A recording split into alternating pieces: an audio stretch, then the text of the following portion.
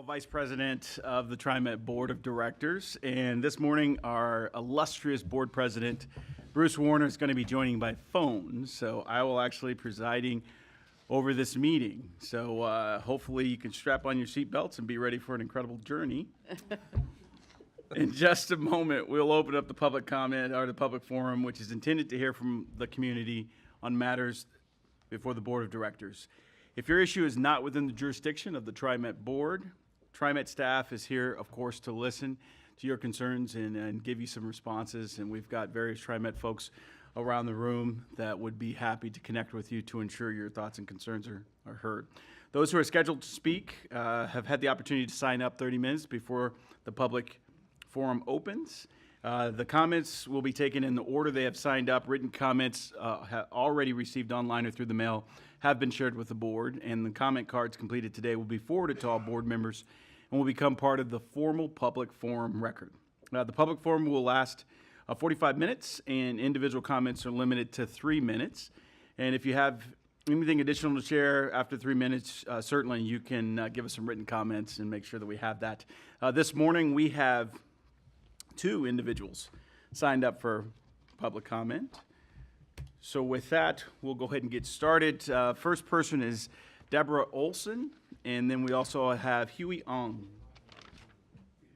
Good morning, Deborah. Good morning. Thank you for allowing me to speak. My name's Deborah Olson. Good try. My name too, Olson. A little bit challenging. I'm here again requesting bus service at Shattuck Way and Burnside and Gresham. Since you plan on spending $187 million for double-length buses for the division line, I'm sure you can find a way to bus transport those of us stranded at the Gresham Station Apartments senior building and the family unit off of Florence. Some of the gals have been there 10 years plus. Think TriMet is going to give us bus service in 2020. I don't think they realized that was 2 CEOs ago. No bus plans for the area we live in. The number 4 line is another 20-minute hike past the max. Time will tell if double-length buses are a good investment. Many of my neighbors can't get to the store, medical clinics, even a restaurant or 2. Many of us cannot wait another 15 years for broken promises from TriMet. Give us bus service now. A very few of us are lucky enough, which means we're disabled enough to get lift service. That ride is 2.5 times more expensive, $74 versus $28 bus pass. On months I do not buy a bus pass, I've spent $7.50 a day on three rides per day. Back in the day, folks who live in the Cedar Hills area got taxi service when they needed to go to the store since they were furnished by TriMet instead of bus rides. It wasn't cost effective to run a bus in that area. I'd be happy to take taxi service to the store and to a doctor appointment. And 2, I'd like you to give all the students student passes for free. I would like it funded permanently. Grandma and Grandpa want the kids to get to the schools with free bus passes. We want to make sure that they don't have another reason to drop out of school. Thank you for your time. I am with Gresham Housing for the People, but BRU and Community Alliance of Tenants. Thank you. Good morning. Thank you for your time. My name is Huey Ong. I'm the Executive Director of Opal Environmental Justice Oregon. We build power for environmental justice and civil rights in our communities. One of the ways we build power is by organizing youth of color through our Youth Environmental Justice Alliance and transit-dependent low-income communities of color through our Bus Riders Unite. You may have heard of us. The Youth Environmental Justice Alliance has assembled a proposal for your consideration. Going through the advisory committee for how the resources from House Bill 2017 will be allocated. We know approximately $49 million in new revenue will come to TriMet Service District in 2019, covering Clackamas, Multnomah, and Washington counties. $5 million of these funds are currently unallocated. This presents an opportunity to reshape the current Youth Pass program model and create a precedent for a long-term sustainable Youth Pass program that is fully funded for high school youth age in the TriMet Service District. We propose, along with our youth, to allocate at least $5 million to student transportation within House Bill 2017. This funding creates a pathway to fully fund Youth Pass at school districts that have already received access to the program, as well as to expand Youth Pass transit to more high schools within the TriMet service district. In evaluating how House Bill 2017 funding should be allocated, it's imperative to apply an equity lens and respond to the needs of transit-dependent communities. Expanding and strengthening access to the Youth Pass benefits will increase the accessibility of more individuals to rides and have the potential to create a population of lifelong transit riders. A Youth Pass program funded through House Bill 2017 addresses current geographic inequities in assessing the Youth Pass program. We know David Douglas and Park Rose was able to expand the program, and because the payroll wage tax funding stream provided by House Bill 2017 will continue to grow in the coming years as more wage earners join the workforce across the region, creating a more sustainable source of funding for the Youth Pass program. So we are requesting $5 million in addition to the 1% set aside for student transportation to put towards innovative Youth Pass transit program housed within TriMet. I know some conversations are already moving, and I just wanted to kind of give a little bit of that background. We have a potential to provide free transit access to our youth. These funds were creating a fare relief program that builds on the current Youth Pass model, and this is an opportunity to be bold and innovative to make transit free for youth throughout the TriMet service district, to think regionally about how to increase ridership, cultivate the next generation of transit riders, and get cars off the roads, carbon out of the air, and youth out of their houses into schools, jobs, community centers, and opportunities. Thank you. Excellent, thank you. Wow. Well done. Who gets the written testimony? Thanks, Deborah. Thank you. Thank you. Thank you both. Well, that's all that we have for those signed up. Is there anybody that wanted to testify at this point in time? Or Southwestern Bell? Yeah.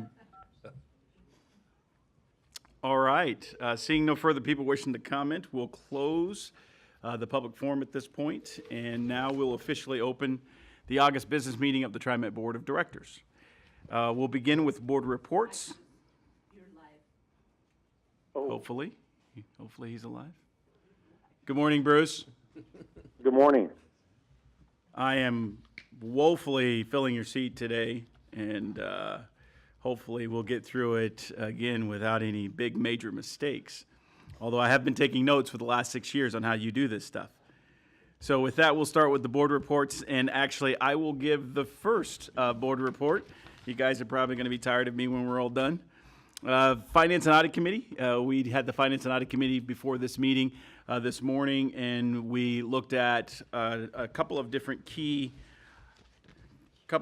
items. First and foremost was the transit asset management plan. So how do we make sure that we're keeping our, all of our assets in good repair? So the state of good repair is kind of the nomenclature that we place upon the process of ensuring everything from light rail to our buses to our infrastructure stays up to date and in good repair. So that was there. We had a conversation on that and looking at some of the funding levels as we go forward and how that's going to fit into our overall budget over the years. And we had a great and robust discussion in regards to that.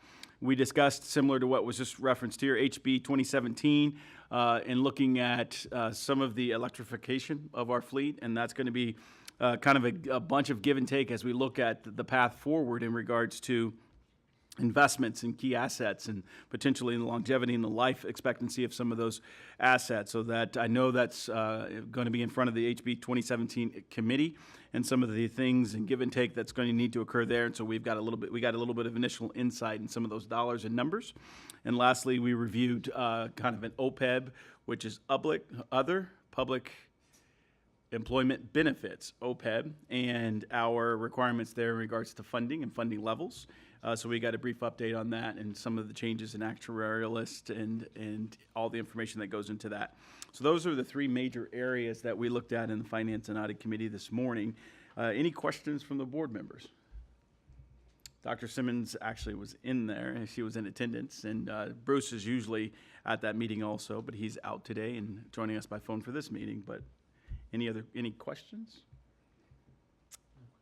All right, hearing none. Next up, we've got Kathy that's coming to us with the impact.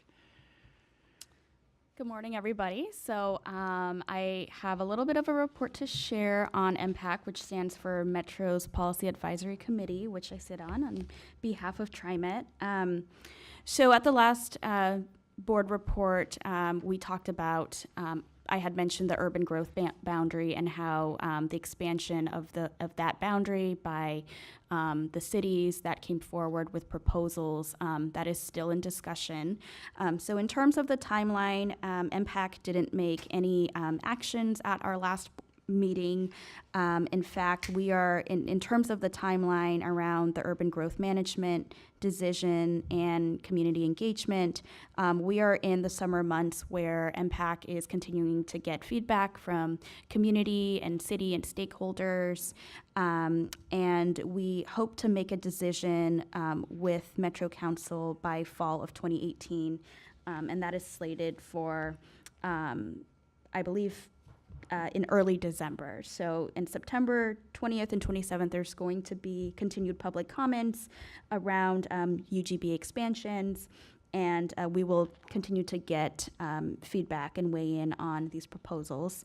In terms of the transit lens, which is really where TriMet comes into this, I did take a couple of notes. So City of Hillsborough, and there are other folks who are very much interested in expansion of transit services to the newly added areas within the urban growth boundary. And we, have listened to some of the concerns from these cities as they're growing and expanding in terms of where some of the greatest needs might be around transportation and services. So as many of you know, House Bill 2017 will provide additional funding to look at what are some of those areas. And I just want to say that as TriMet, we are considering where those expansion areas might be. We offered an example at the last board meeting, at the last MPAC meeting, sorry, I keep confusing the two, at the last MPAC meeting where we said we're going to continue listening to recommendations brought forward by community, and that we are working to expand shuttle services, for example, out in places like Happy Valley, and that might be a good model to use for other areas as well. So we're definitely hearing some of the feedback and concern from some of the cities, and we hope that some of the other committees that TriMet is a part of can also listen to that feedback. But that is the full content of that meeting from last month. Excellent. Thank you, Director Way. Are there any questions for Director Way in regards to impact? I can also name some of the specific stops that City of Hillsborough mentioned, but if folks would like more information, there are also the full meetings that are open for the public to read. All right, thank you. All right, hearing no questions from the board, we'll now turn to our General Manager for the monthly report, Doug. Great. Thank you, Mr. Vice President, members of the board, and welcome to Bruce on the phone. We only met a couple weeks ago, so my report to you today is actually relatively brief. A couple things. The first one is I just wanted to note that you have in your package that the administrative and finance report for the prior year. And sometimes when we're so busy, this organization is moving ahead, sometimes we forget to stop and take a photograph of what we did behind us. And so I encourage, if you haven't, to have a look at that, because the impact of many of these things that you see in front of you is transformative in many fronts. And it's just, it was a chance for me to pause and just really thank our own team, our staff, our contractors who help us provide an outstanding service for this region. We always have things to work on and improve, but sometimes looking over your shoulder, even for a brief moment, sometimes is worth doing. And that's what that, even though it's administrative in nature, sometimes I just think it's important to have a look at. So I do encourage you to have a look. Is that available online for the public to see? Because it's an impressive document. I think it is. Okay, thank you. our council and the audience said yes, so it sounds like we're all in line here. So it looks like we're on our way. So, okay, the two items to give you a quick update on would be low-income fare initiative. How are we doing so far, coming out of the gate? And secondly, I'll try and give you an overview on TriMet's contract, how we contract here in the organization, based on a couple of questions that board members had asked previously. First, low-income fare. As many of you know, we successfully launched the low-income fare program, meeting our commitment to the region and to the board and to ourselves at the beginning of July. It's off and running very well, and I really want to call out and thank particularly John Gardner and his team and Eric Van Hagen. It really takes a village behind the scenes, which below the iceberg, many people don't understand what goes on, nor do they need to, but they really deserve a lot of credit for the result and the way it's playing out, because first impressions are lasting. And I think the way we've come out so far is there's always adjustments to make when you put a new product in place. That's what we're doing here. But all in all, it's coming along very, very nicely. To date, we have over 1,500 participants now already signed up and receiving the Honored Citizen fare due to the low income level. We think this is terrific. And we also have 10 eligibility screening locations on board now. That's a lot more than we originally thought we would need. But we said, let's go that extra step to make it accessible, the ports of entry, if you will, to the conversation. So we're quite pleased with that. We're also monitoring the overall process. I think anytime you offer a new product, as I've suggested, there are always game time adjustments. So we need to be listening to what some of those adjustments will be. Don't know what they are yet, but just to let you know that and you or any of the others have feedback for us, we're sure welcoming of adjustments that may need to be made as we go forward on this long-term program. We are anticipating as many as 45,000 people could be qualified and eligible for this program. So this is part of the trajectory of where we're just at the start of this. If we get to 45,000, I think it's just going to be nothing but a resounding success, and how we learn from other places in Seattle and others to what adjustments we make, and hopefully other cities can learn from us as well. So I'll continue to give you updates, but coming out of the gate, we're pretty pleased, and I think the team should be proud of what they've been able to achieve in actual results and receptivity to the community. So thank you. The second of two topics to cover with you this morning is just really around giving you an overview of public contracting. As our board of directors, you approve many of the contracts that come your way to put in service on the streets. But part of this is also how do we go about procuring some of these contracts, particularly some of our larger capital projects. So this morning I wanted to do a quick primer for you on how we actually approach it, answer any questions the board may have, and if there's any follow-up actions, we'll be happy to undertake them. So I'd like to call up Steve Witter, if he is here, Lance Ertz, I saw him earlier, and I don't know if John Gardner is available, if the three of the could come up, and they're going to walk you through a primer.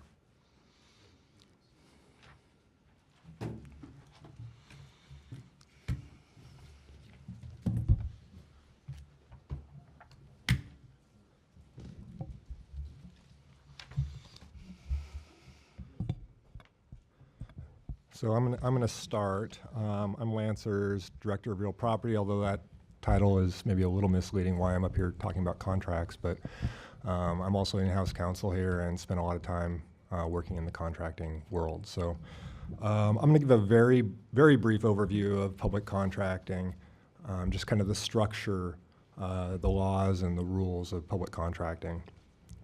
And public contracting is very, very rule-driven. So kind of the most important part of the public contracting rules, there we go. Sorry about that. Is the Oregon Revised Statutes, and there are about 100 pages that cover public contracting in those three sections listed up there. So there's 279A, 279B, and 279C are the public contracting statutes. 279A is kind of the overarching rules that apply to all contracts. 279B applies to basically general goods and services type contracts, and 279C is construction contracts and architect and engineer and things like that. But again, lots of detail and lots of structure on how you procure each of these types of contracts in those statutes. And I'm, again, not going to really get into much much detail on those. But then under that, there's the TriMet contracting rules. So the statutes in some cases direct agencies to adopt their own public contracting rules, which we've done. And in some cases, they add more detail to what the statute requires. In some cases, they just kind of restate what the statute requires. But TriMet has those contracting rules. The third kind of level is the TriMet Contract Review Board rules, and this is similar to the TriMet contracting rules, but sometimes you, as the board of directors, sit as the TriMet Contract Review Board. And the most obvious and common example of that is exemptions from low bid. I think you're going to see a few of those today. You're actually sitting as the Contract Review Board, not the board of directors, but it's a subtle distinction. And then the last kind of overriding rule-based requirement is kind of the FTA rules. And that only applies to federally funded contracts, but we have quite a few of those. And the FTA rules are generally fairly consistent with the Oregon Revised Statutes, so it's not generally an issue, but there is I don't know how thick this is, but this is the FTA's third-party contracting guidance, so another couple hundred pages of guidance on how to conduct your procurements.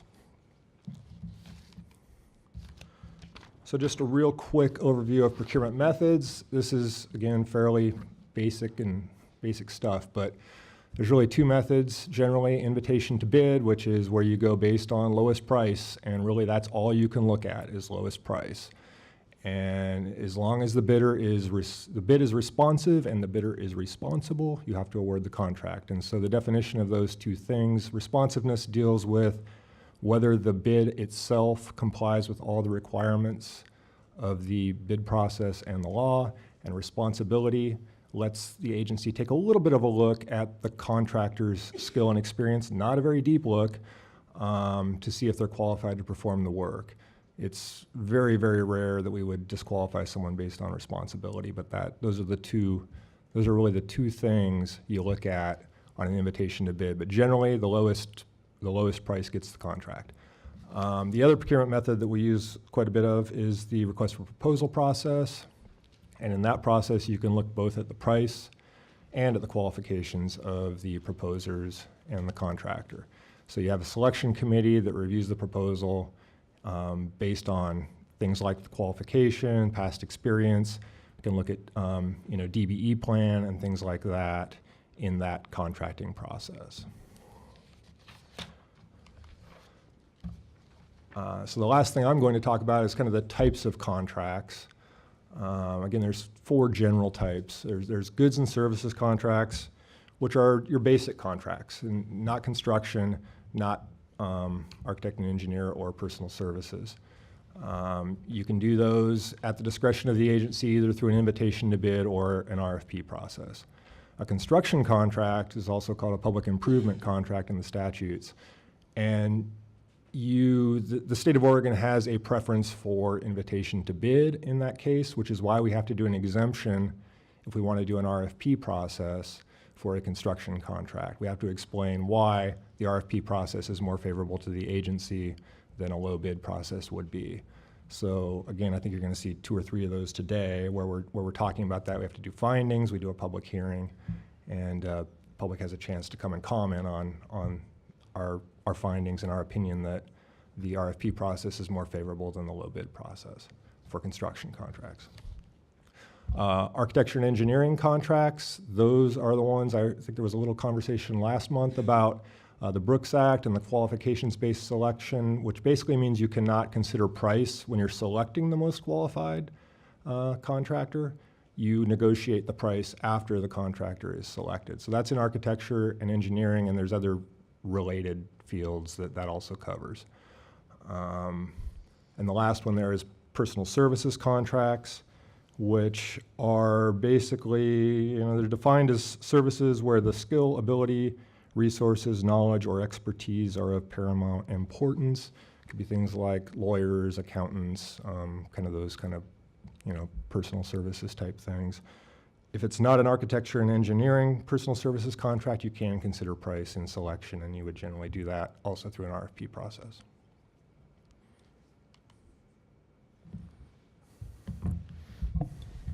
Lance, I've got a quick question in regards to the Brooks Act. Sure. You know, when you just said that ultimately you can't use price in the selection of the contractor or the service provider, at what point does that come into play? So, you know, as we're doing the selection process, we're looking through all of the potential service providers.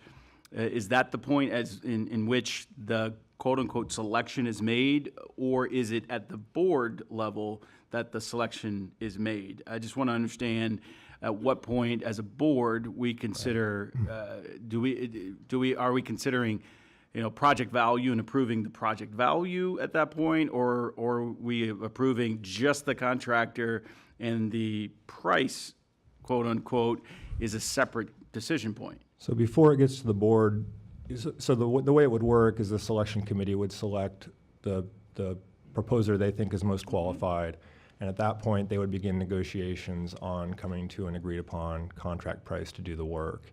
If they can't come to an agreement, they go to the second highest ranked proposer and begin those negotiations again, et cetera, until they can come up with an agreed upon price with the contractor.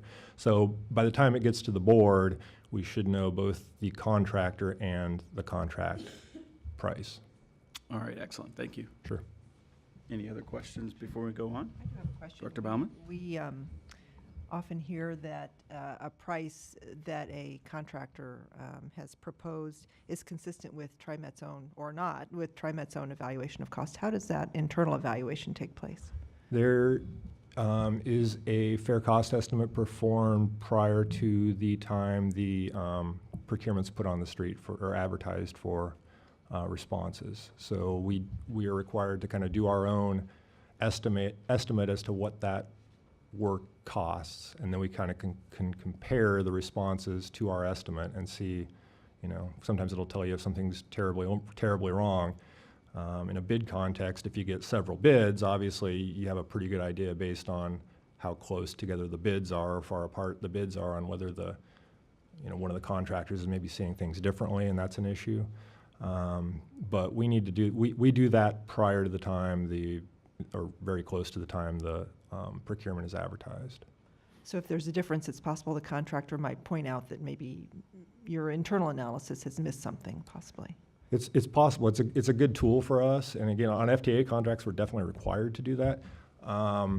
But it's a good tool for us to see, you know, if the bids are coming in way higher than our estimate or way lower than our estimate. Whoa, is there something we're not seeing with our scope of work, or, you know, are there potential issues there, or, you know, maybe we just see it differently, but the market's driving a higher price or a lower price based on, you know, demand and things like that.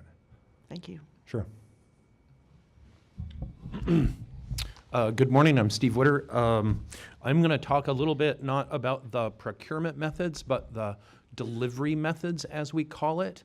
And what I wanted to kind of start with is, what do the makeups of the different delivery methods mean in terms of relationships? And so the slide we have up there today was attempting to describe sort of the three main construction contracting methods that we use: design, bid, build. So the owner, TriMet, has all the money, and they have for the project, and they've contracted separately with a designer to do a set of design drawings. Once those design drawings are complete, then TriMet takes those drawings as the owner, and then they put them out on the street, and then they establish a separate contract with the contractor. And so TriMet is essentially responsible to bridge that gap between the relationship of the designer and the owner, and the relationship of the owner and the contractor. The contractor and designer do not have any relationship whatsoever. The owner is responsible to provide a buildable design, and documents must be inclusive of all materials and requirements. This is the right delivery method when the scope is well defined. Lance referred this to as an invitation to bid, and the evaluation is solely based on the lowest price to award the contract. The second is design build, and that's where the owner, TriMet, contracts with an entity of a designer and a constructor. And so they have a contractual relationship with themselves as a single entity. It is important that the owner is very clear with the requirements or program requirements, the performance of that contractor. For instance, I want a 50,000 square foot warehouse with air conditioning and an office space. That might be enough for a design build contractor to then go design and construct it. Usually, TriMet uses this method when the construction is of a special nature and the contracting community has special means and methods for which they will pull this design off. Examples that we most commonly use for design build, the Tillicum Crossing Bridge, for instance. We knew that we wanted a bridge. We designed it to about 30%, so we knew what the bridge looked like, how it performed, the size, but we didn't know necessarily the best way to construct it. And what we determined is the loads on that bridge during construction actually exceeded the loads that would be used on that bridge during its normal lifespan. And so therefore, TriMet selected the contractor's experience as a design build entity to pull that off. I think I mentioned parking garages is another one. Post-tension concrete design. That's something where our designers or we are not the experts. We really put that out to an expert entity. The evaluations are based on qualifications and price. Oftentimes the design fee in a design build contract will be the first thing that the board would see. Here's the fee to design it. And during that design, they do active pricing in the market. And so the construction cost is defined as the project moves on.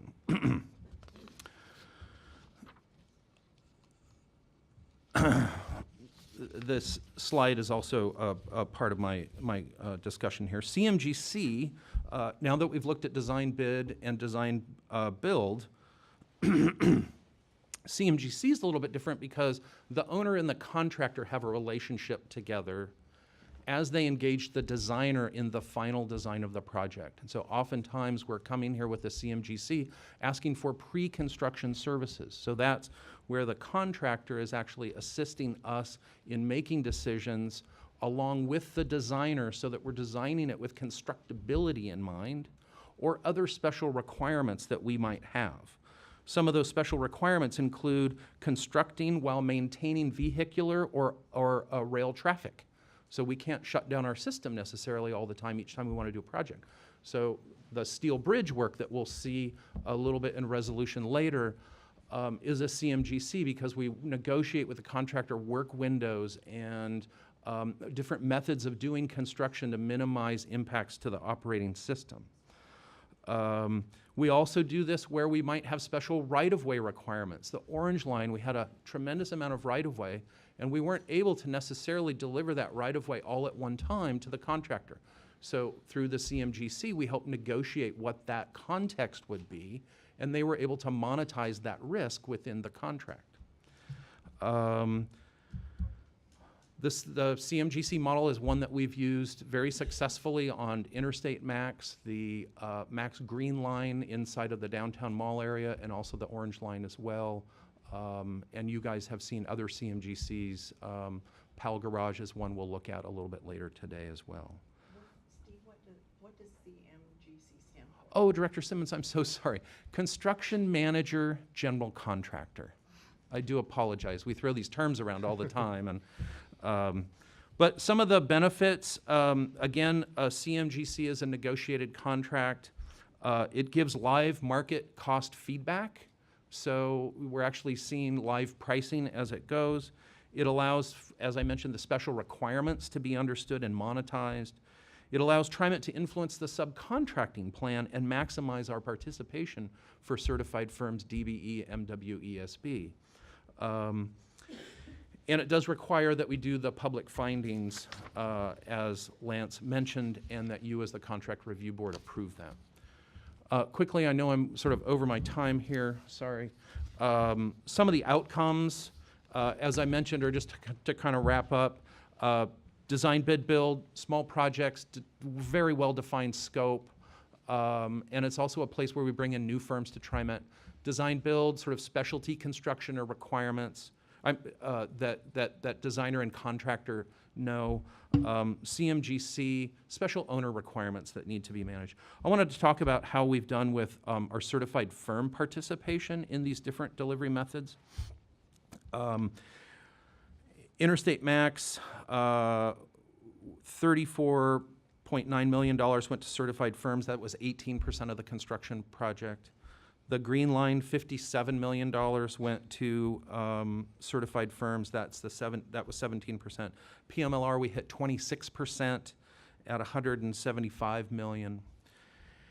And then after PMLR, we've transitioned to smaller projects. So we have a larger number of projects, much smaller value that you guys have seen. And it's not quite apples and oranges to the larger projects, but over the last 3 years in our certified payroll, that's the payroll that's actually going to workers, approximately 29% of that is going to DBE firms. So that's in our non-sort of federalized projects. Sorry, Yes. clarifying question. So the 29% that goes to DBE firms, is that for all of the 3 types of contracts combined, or is it? That is for all of the 3 contracts combined. I would Okay. say it's the majority low bid, design bid build with Okay. some CMGC. I don't believe we have a design build contract in those figures. Okay, so that 20, I'm just trying to figure out where the 29% came from. So that's from a combination of design bid build and CMGC contracts. Yes, and that's why it's a little apples and oranges. But essentially, when we finished our large PMLR project, we shifted to state of good repair small projects, and that's the DBE participation that we've seen so far. Okay. Very small values, though. So And maybe John will talk about this, elaborate more during his piece, but is the 29%, how does TriMet compare nationally to other agencies is my next question, but if John can answer that, I would be think, great. good morning, board members. John Gardner, Director of Diversity, Transit Equity, and that's a great segue. So I wasn't going to read this, but because of the way you said, I will read this. So I'm going to talk about TriMet's DBE program and our workforce training hiring program. TriMet maintains its national award-winning model for involving small and emerging businesses owned by people of color and women that began with the Interstate Max project. We believe that businesses and people building our transit system should reflect the community in which we serve. That's why we are committed to providing opportunities for disadvantaged business enterprises and our efforts to improve mobility throughout the Portland area.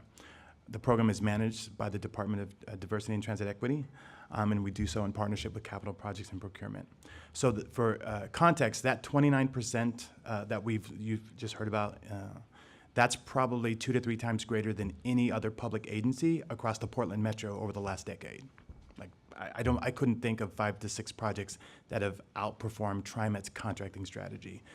Our DBE program and our efforts are literally on the Federal Transit Administration's website as an example of how to contract to achieve equity and inclusivity in public contracting. So before I get too far into it, let me just remind everybody what a disadvantaged business enterprise is. It's a contractor for profit that is 51% owned by an individual who is considered socially or economically disadvantaged. Historically, that's women and people of color, but obviously there's an income threshold. So as an owner, you can't have more than $1.3 million in assets, and your annual revenues can't be more than $23 million. So Steve spoke about our larger successes over the years, and this sort of really put the program on the map when we did the yellow line. So when we achieved, I want to say, around 19% utilization. At the time, no one else was getting more than 5 to 6% disadvantaged business enterprise, which is sort of code for getting more women and people of color contractors on projects. So good news, bad news, we have a really strong reputation, both locally and nationally, as having this as an organizational value, but also achieving what many people propose as goals, we achieve as outcomes. So whether it was on the Interstate project or the Green Line or the recent Portland-Milwaukee, our numbers and our real contracting volume put to those firms is historic. And I think what you heard at the last meeting in terms of the Division Transit project and what that might lead to is just one more example of our not historical commitment, but our continued commitment. So it's not just certified firm utilization, it's also who's on those projects.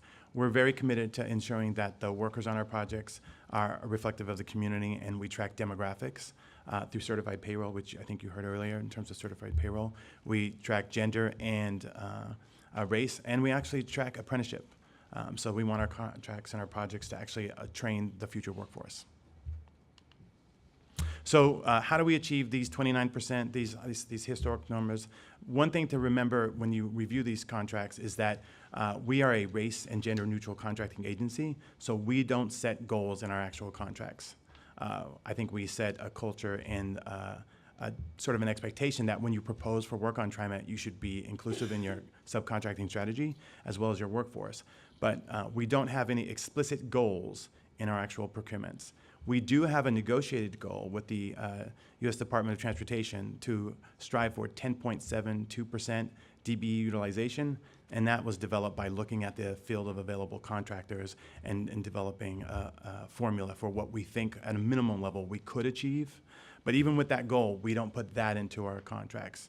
Instead, we, I think, focus on our historical achievements, and we point to what we recently achieved. And I think that's a really good strategy, walking our contractors through sort of what we've done in, like, the orange line and getting 26% utilization, so they understand when they propose for us, they need to propose from an equity lens. Ultimately, though, this comes down to leadership. So if this wasn't a focus of the board or TriMet's GMs over the last 20 years, it wouldn't be actually happening. And then beyond leadership, it's agency culture. So as much as my program supports the DB utilization efforts, both with contractors and the workforce side, it's really Steve's team in capital projects. It's really Dee's team in procurement that actually set the stage for us to achieve this. And then there's a bunch of strategies we employ to ensure that the contractors at all the levels are being supported, whether it's how we develop the procurements and we break up the large projects into smaller achievable projects, or we just work with those contractors and make sure they have access to workers that reflect the community in which we serve. What's exciting is Doug Kelsey has doubled down, I think, on TriMet's inclusive equity contracting efforts by inserting this into our business plan. So moving forward, we are committed to growing business inclusion and diversity efforts as part of an organizational strategy, well beyond just our capital construction projects. So it's a big lift, but we have big shoulders, both here and in the audience. And so we're excited to move this forward. So I think you're going to see even better outcomes, not just in the capital project side, but just across our normal procurement efforts. So that's it in a nutshell. Any questions? Yeah, quick question for clarification. So the 29% that's quoted across our contracting types, that's capital improvements alone. We're not talking about our supply chain otherwise. It's just capital projects improvements that we track as a requirement for our certified payroll documentation. It does not include management hours. It's really boots on the ground.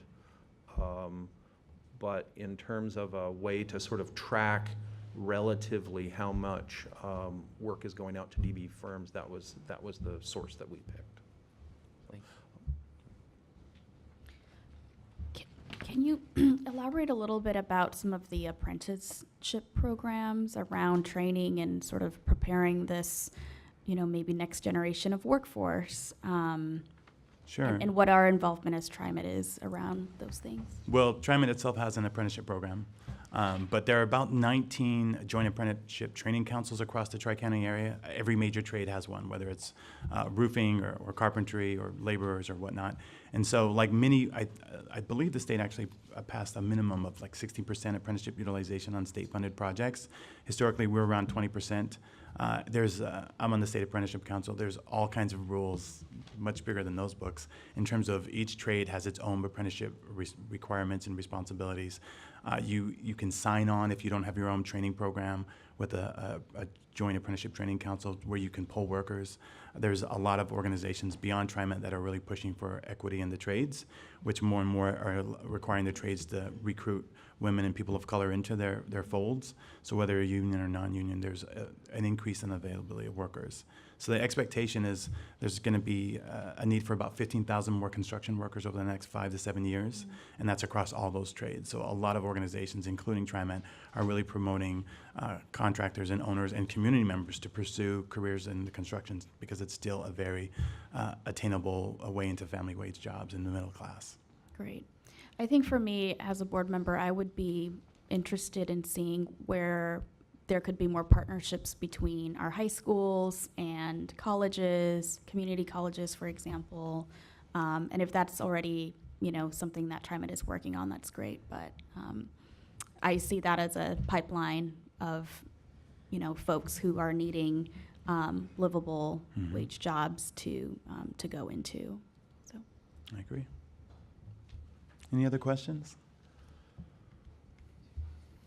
All right. All right, seeing none, thank you very much for that contract update and the information there.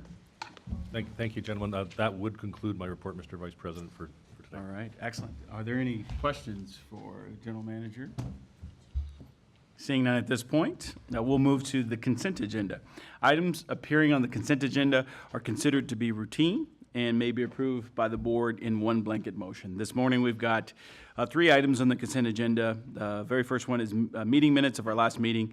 The second is a resolution amending the Union 401A defined contribution plan, and a resolution amending the management 401A defined contribution plan. Does any of the board members request removal of any item on the consent agenda or have any quick questions that can be addressed before we consider a motion? Can someone clarify the 2 resolutions with the 401As? Just a synopsis of what those are. Yeah, just- by clarification, it's just, we're just making 2 little they're substantive, but they're basically housekeeping matters that have to do with making it more tax advantageous to contribute to the 457 plan instead.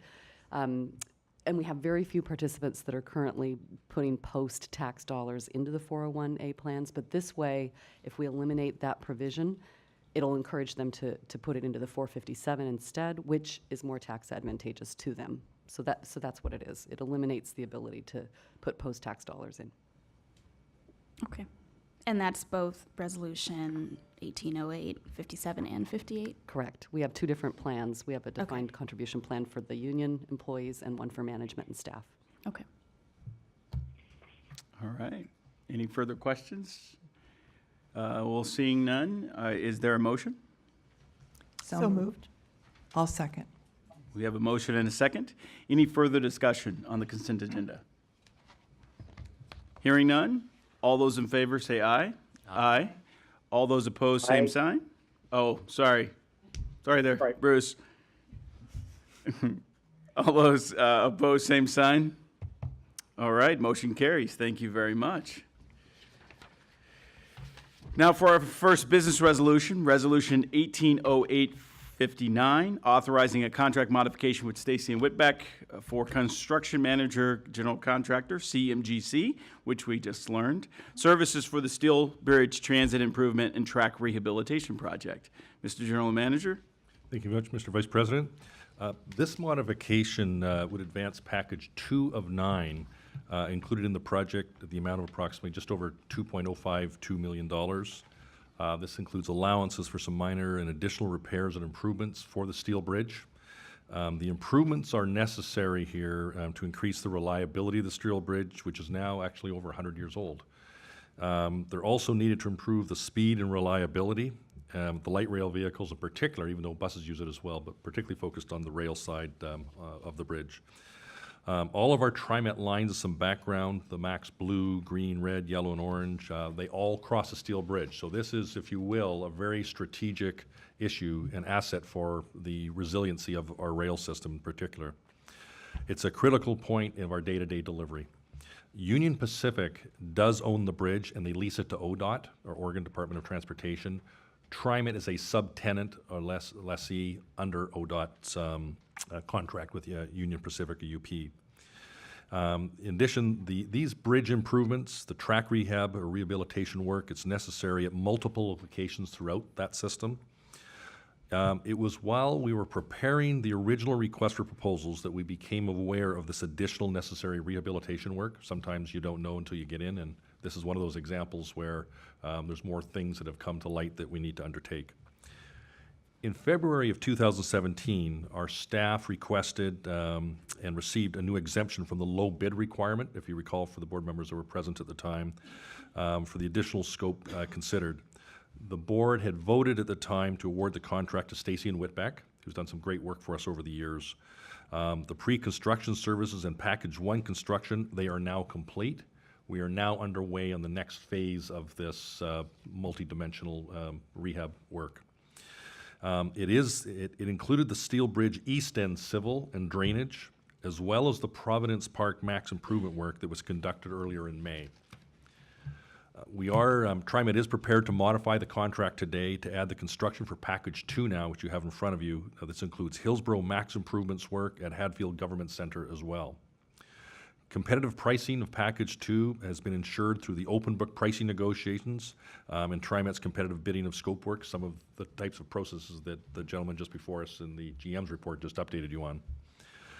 The contract amount includes an allowance to add authority for Stacy and Whitbeck to include some deferred maintenance, as well as an allowance to support the rail pedestrian safety enhancement work, which we think is really important.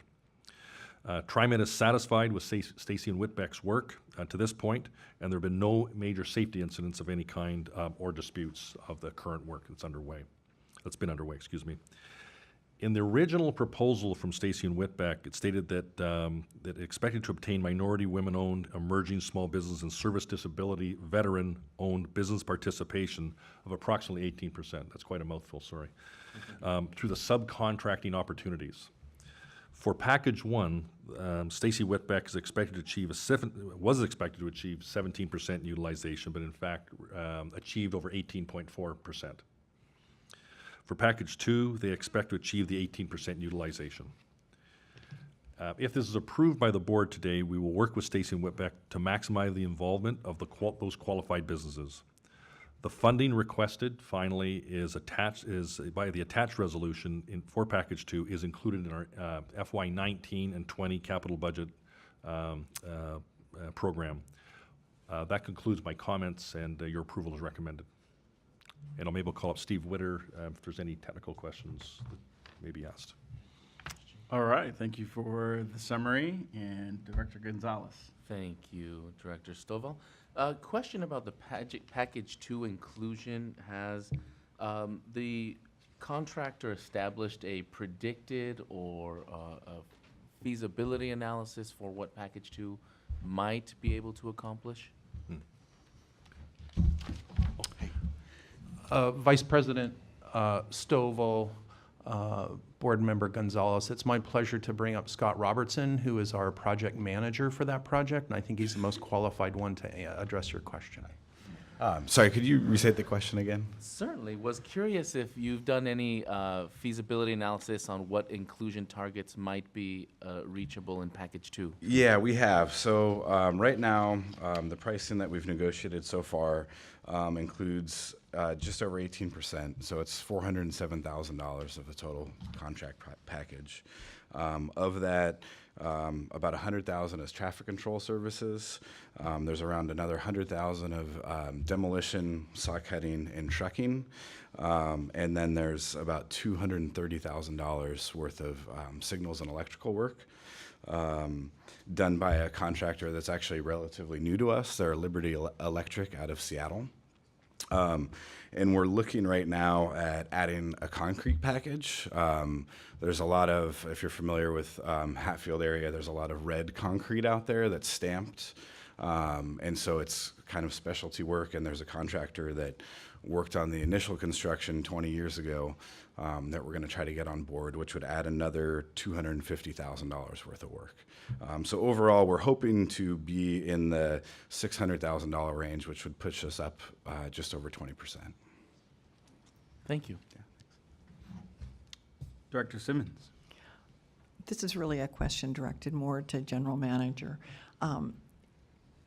I support this work, but we've also had conversations about the fact that we don't own the bridge. It's 100 years old, and it's a bottleneck for all of our light rail other than the Orange Line. When will the agency in the future decide what to do about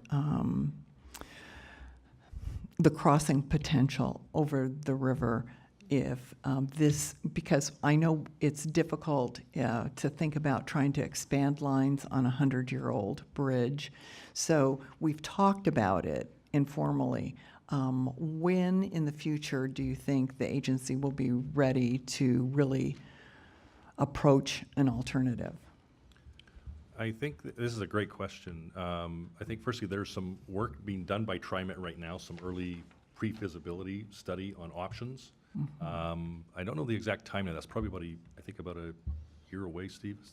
Well, we've done some very conceptual work. I think that's been before you once already. Doug is correct. We're looking for other opportunities working with Metro, a regional partner. So we're including that project in their long-term regional transportation planning. So it's going into the RTP amendment that's happening at the end of this year.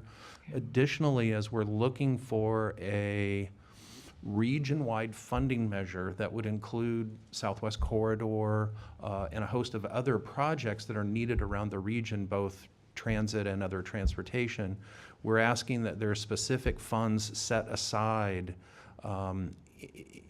in that request out to the voters that would really advance the design of that in a real way. To be honest with you, Director Simmons, it's one that we'd like to get to. It's, as you well know, it's a very tricky situation in terms of ownership, and bridges are extremely hard to do in the Pacific Northwest given some of the environmental concerns. So it will take a while. It will take a while, but we really are putting a marker down, with the RTP. We continue to put this in our annual capital budget process. Sometimes other priorities take precedent for that, but it is active and it's on our radar screen on an annual basis. Maybe just to add on to this, these are the kinds of things this is a very strategic crossing this agency. There's in the region, as a matter of fact, not only for today, but in case of something like an earthquake. The resiliency of the region is really, so it's a risk that we have, as UP has, as other has. And this is probably at the minimum of $1 billion type of expenditure, if it's just a fix or an upgrade of significant portions. The other part this gets into is the broader, I think Steve's reference here is this broader ballot conversation for the region. And it also, not only is it a bridge to cross, it's also an inhibitor of us to be able to move TriMet quickly through this region. Oh, yeah. It's really one of our middle of our hourglass, as people literally, from my own public feedback sessions, live in East County and work in Hillsborough, as they cross every day. So it really hits a number of functions, and at some point, I think the part of the options review is, in fact, do you replace the bridge? Do you put a bridge further down, or do you at some point, does this region, as it starts to 20, 30 years out, gets closer to 3 million population, at some point, do we have to go underground? The challenge is always going to come down to money. Not a good idea, but and it's usually not the bridges or the tunnel that are expensive. It's all the egresses and such that typically is about 50% of your cost structure. So I think we're going to be years probably in the making to get to the option, to get to the funding package. I think would be the most open I could be. But I think to Steve's point, we need to keep pushing this regional dialogue because it is such a strategic part. For us to carry it ourselves, I think is heavily burdensome. I think we're going to need a partnership, a regional conversation to help us carry this off. And it'll probably take all of us to do that. So I think it's probably years coming. And we just hope we don't have an earthquake between now and then. Well, there is risk, no question. There is no question. There's risk in resiliency. And as one of this now, the interesting part is UP owns it, so they have a responsibility with ownership for resiliency that comes with a contract too. Right. Okay. So if we ever have that fateful time, I think this will be on the list of many, many things that we're all going to have to be addressing. So we're very much carrying the conversation. As you can see, even some of the public editorial board reviews I've done on this as well. But I think we need to be the champion because we're probably one of the primary users of it. But we'll take a regional conversation. Okay. Thank you. Okay, great question. Director Bauman. Thank you. I have a question about the entire set of proposals. So this is package 2 that we're approving today, and there are 9 total packages. What's the time frame for getting all of this work done? When this was put out to Stacy Whitbeck, or when Stacy Whitbeck won the job, it's a 5-year time frame. So we are now just started year 2. So I believe that the funding that we have, again, it's about $20 million for the entire package, and that goes through 2023. And so we've already included in the capital budget all of the That's 9 correct. steps in this process. They're in the forecast. The budget, as you know, is a year by year. So, but we are bringing, we do have those costs in our forecasts. Okay, thank you. All right, are there any other questions for these guys as general manager? All right, seeing no further questions, is there a motion to approve the resolution? So moved. Is there a second? Second. I'll second it. Oh, we already have a second here, but we'll give you a chance next time. We'll hesitate for you. With that, is there any further discussion? Hearing none, all those in favor, aye? Aye. Aye. All those, any opposed? Hearing none, motion carries. Thank you very much.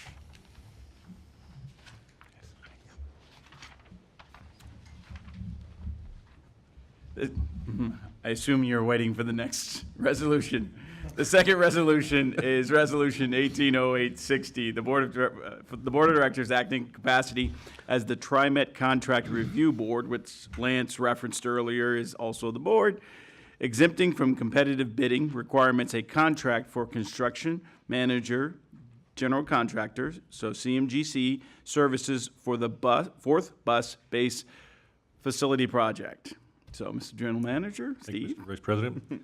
Yes, as you've indicated, the resolution does exempt us from the low bid process contract for construction services for this fourth bus-based facility project. Boy, there's some tongue-tying words today.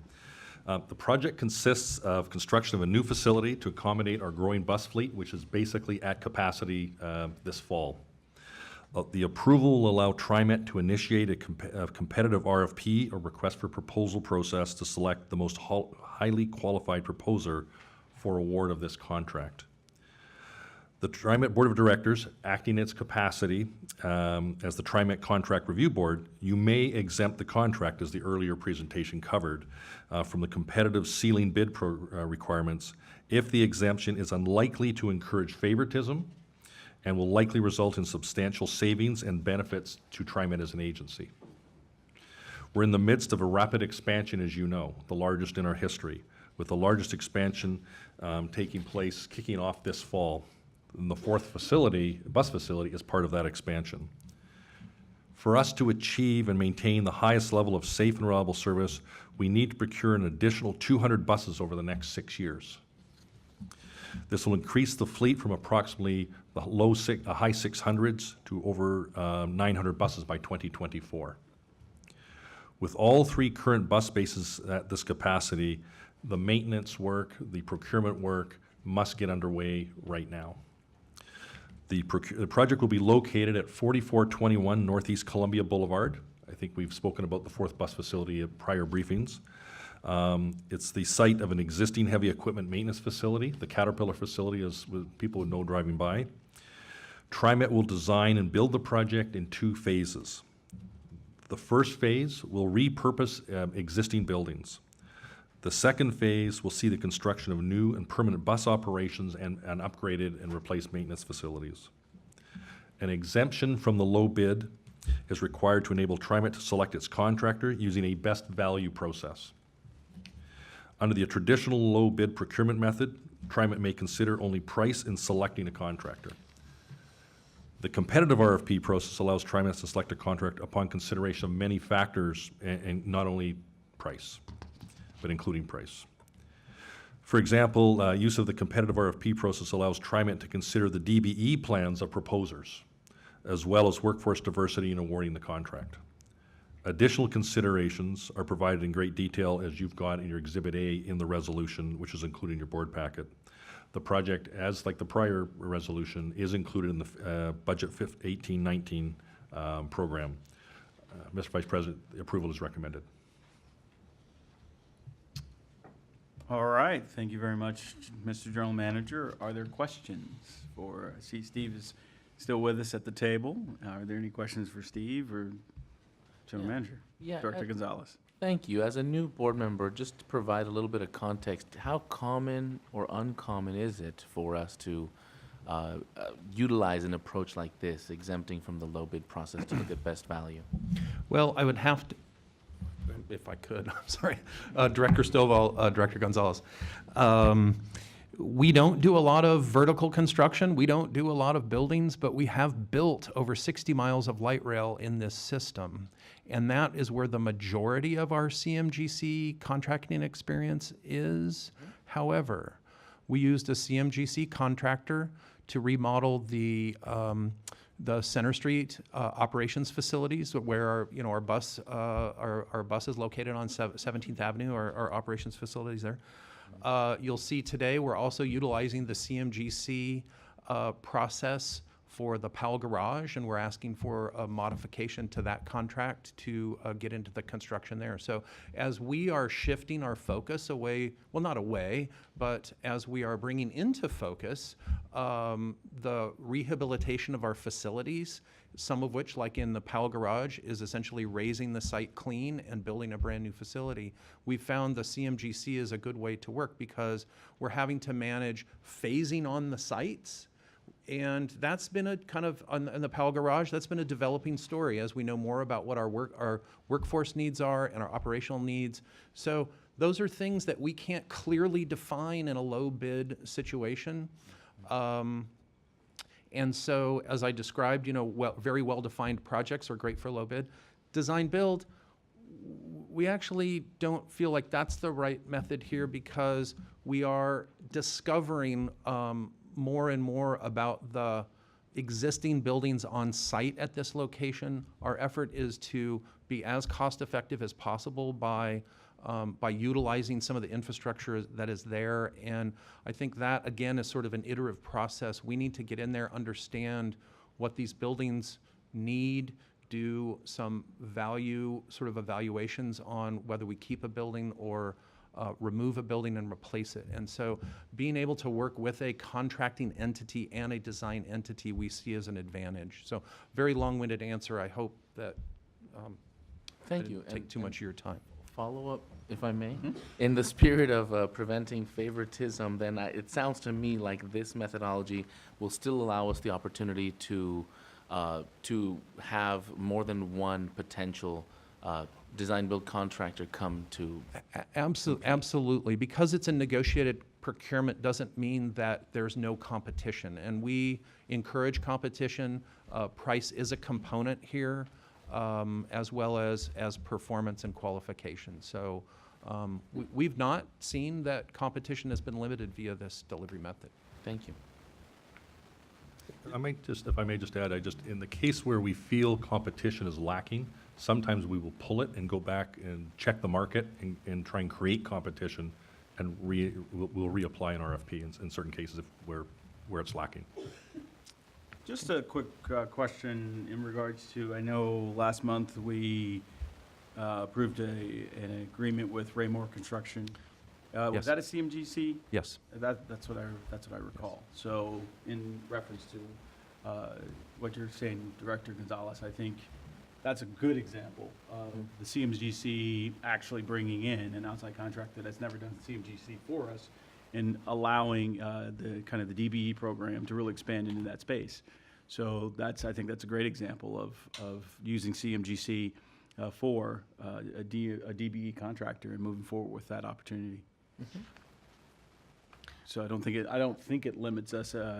We've looked at a lot of these, and it's just been really exciting again to see the opportunity with Raymore Construction over time as we've progressed with the CMGC process. Director Way. I just have a question also just for context as a new board member.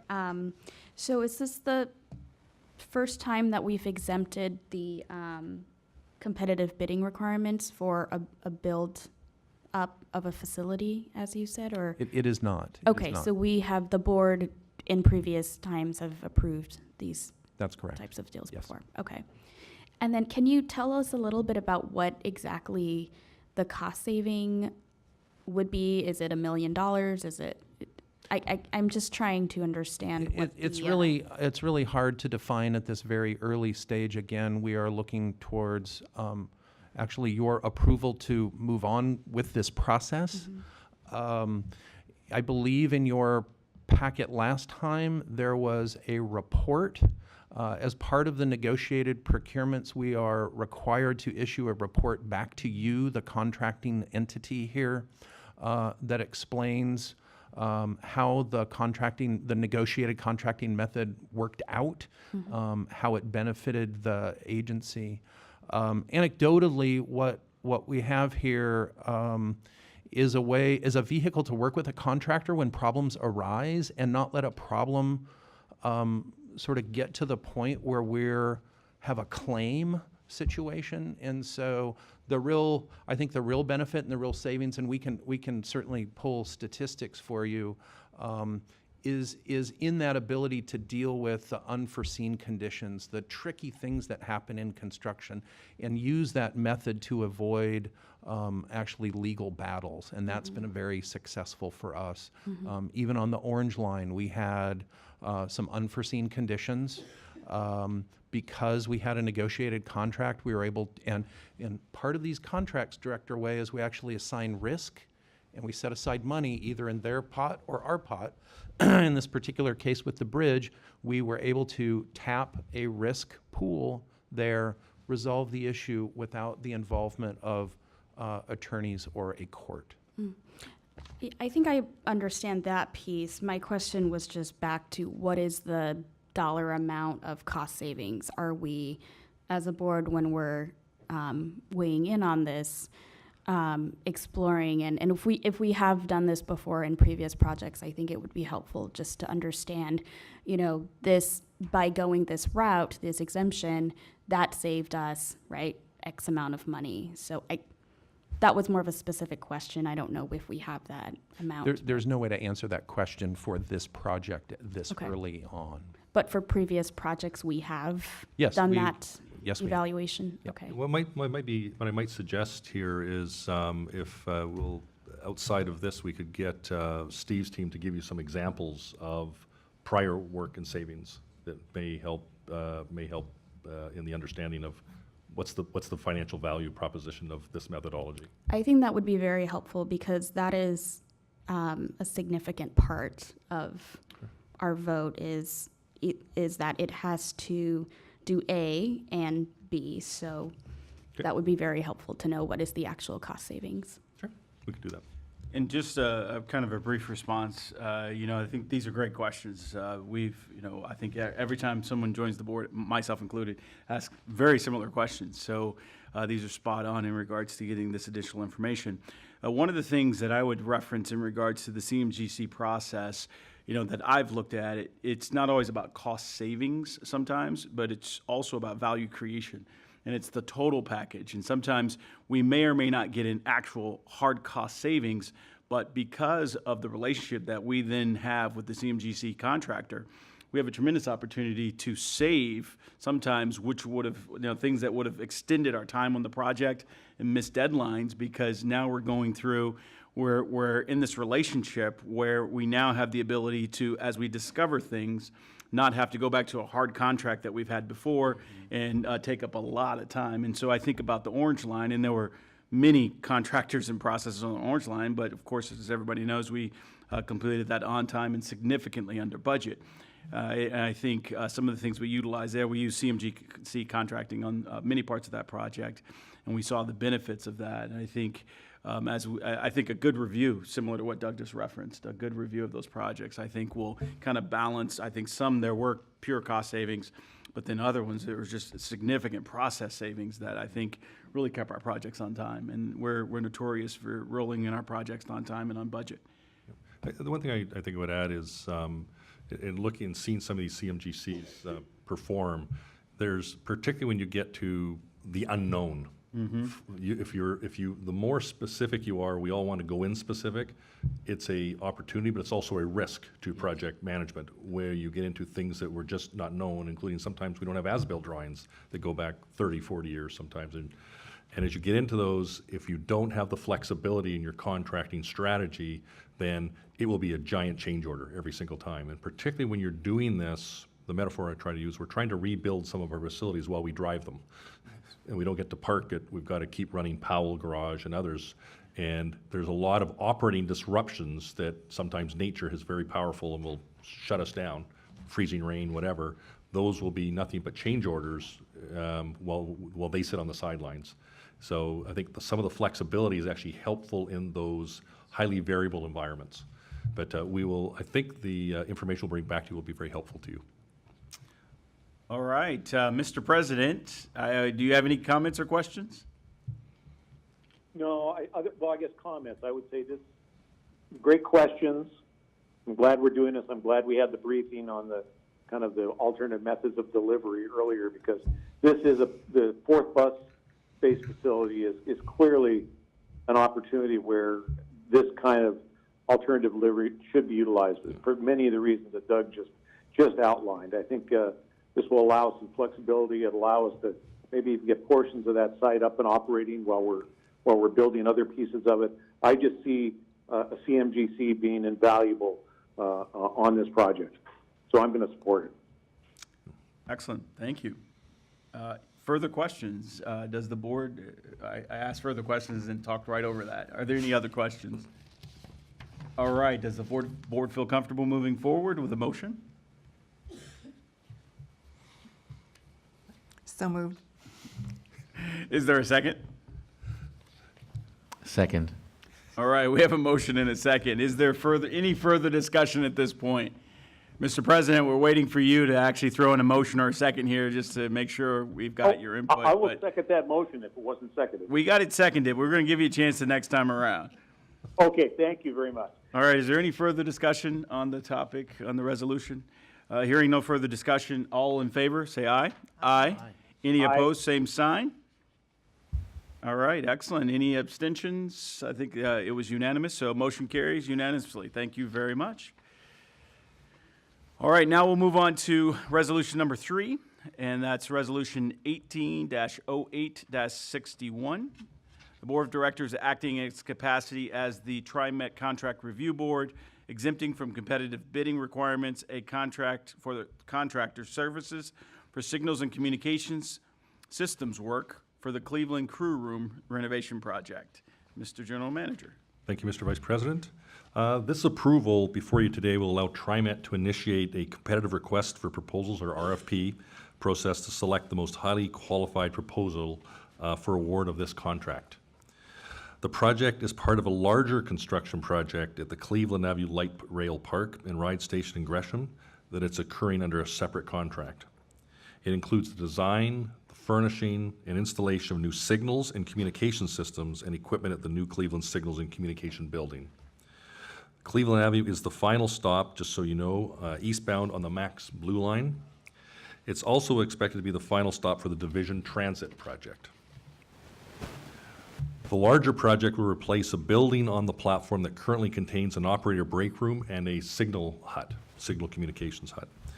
The building's deemed damaged beyond repair due to chronic water leaks and mold. In addition, the existing systems and communications equipment is also outdated and cannot be remedied under current conditions. This part of the project replaces the existing signals and communications by installing new equipment in the new signals communication building. An exemption from low bidding is required to enable TriMet to select its contractor using a best value process. The competitive RFP process allows TriMet to select the contractor upon consideration of many factors that goes into this one. Those include things like price, as we've talked about earlier, experience in the similar work, because this is a very technical type of work, schedule performance, cost control, attention to safety, particularly in an operating rail environment, quality of workmanship, minority women, emerging small business and workforce, diversity programs. Construction of the project will occur along the operating light rail line and public transit facilities. In addition, experience working on a rail line signaling, not just the HUD itself, is really important here. It consists of specialized work. Most of those are all outlined in the Exhibit A before you in your package today. Upon approval of the exemption, a competitive RFP process will be used to select the contractor that presents the best value to the agency. The final work is expected to total approximately $2.8 million, and it is partially bond funded. It's also included in the overall project, TriMet's fiscal 17 to 19 general fund budget, and the construction work specifically is included in the 19-20 capital budget. Mr. Vice President, your approval is recommended. Excellent. Thank you, Mr. General Manager. Are there questions from the board in regards to this resolution? I do have a question. So under financial budget impact, it says that the final amount of work performed on the project is expected to total approximately $2.8 million and is bond funded. Can you tell me a little bit about what bond and just some context for me? What I might do on this one is actually ask our CFO, Dee Brookshire, to come up and maybe comment on the specific. I think this one's partially bond funded, not fully bond funded.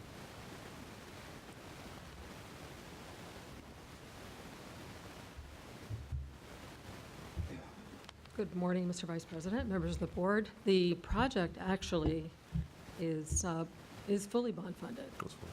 And it's, we had bonded $6 million for that particular specific project. There was a sense of urgency related to some of the environmental needs surrounding that work. But as far as, what was your specific question related to bond funding? Just which bond?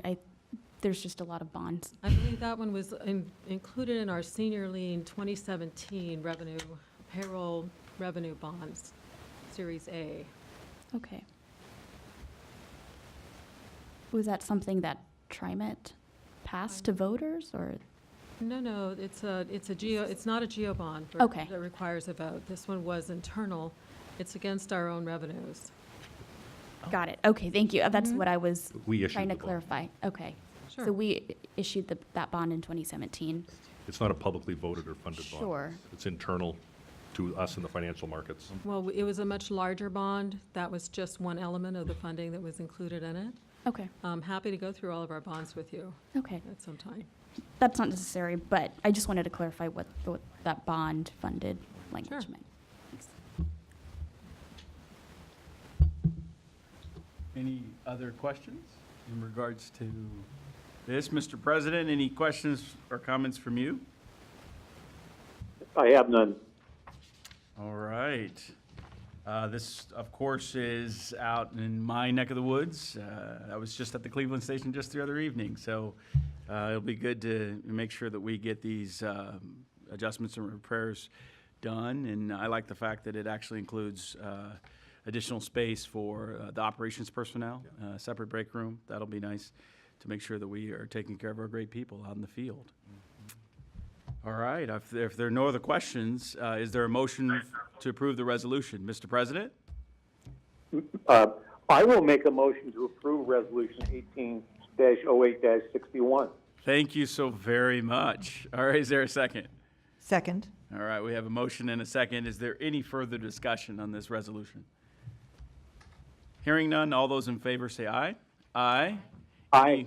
Any opposed? Any abstentions? All right, the motion carries unanimously. Thank you very much. Moving on to our fourth resolution. The next resolution is Resolution 1808-62, authorizing a modification to a contract with J.E. Dunn Construction Company for construction manager, general contractor, so CMGC, services for the Powell Bus Garage Replacement Project. Mr. General Manager, comments? Thank you much, Mr. Vice President.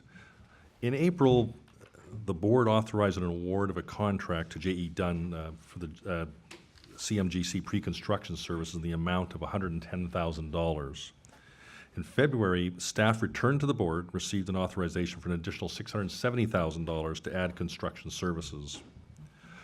This allowed specifically for, to deal with purchase of long lead times, related administrative expenses, public involvement activities, and third-party review services. Then in June, the board authorized an additional $29 million for the early work package. As we remember, some of the commodity prices were accelerating significantly, et cetera, particularly in these volatile commodity markets. The parties have now agreed to a total contract price for construction services, and TriMet is prepared to modify the contract to address those services now. The additional authority allowed through this modification is approximately $73.8 million, now totaling over $100.426 million to rebuild the Powell Garage in totality. The construction cost is 7% more than TriMet's fair cost estimate.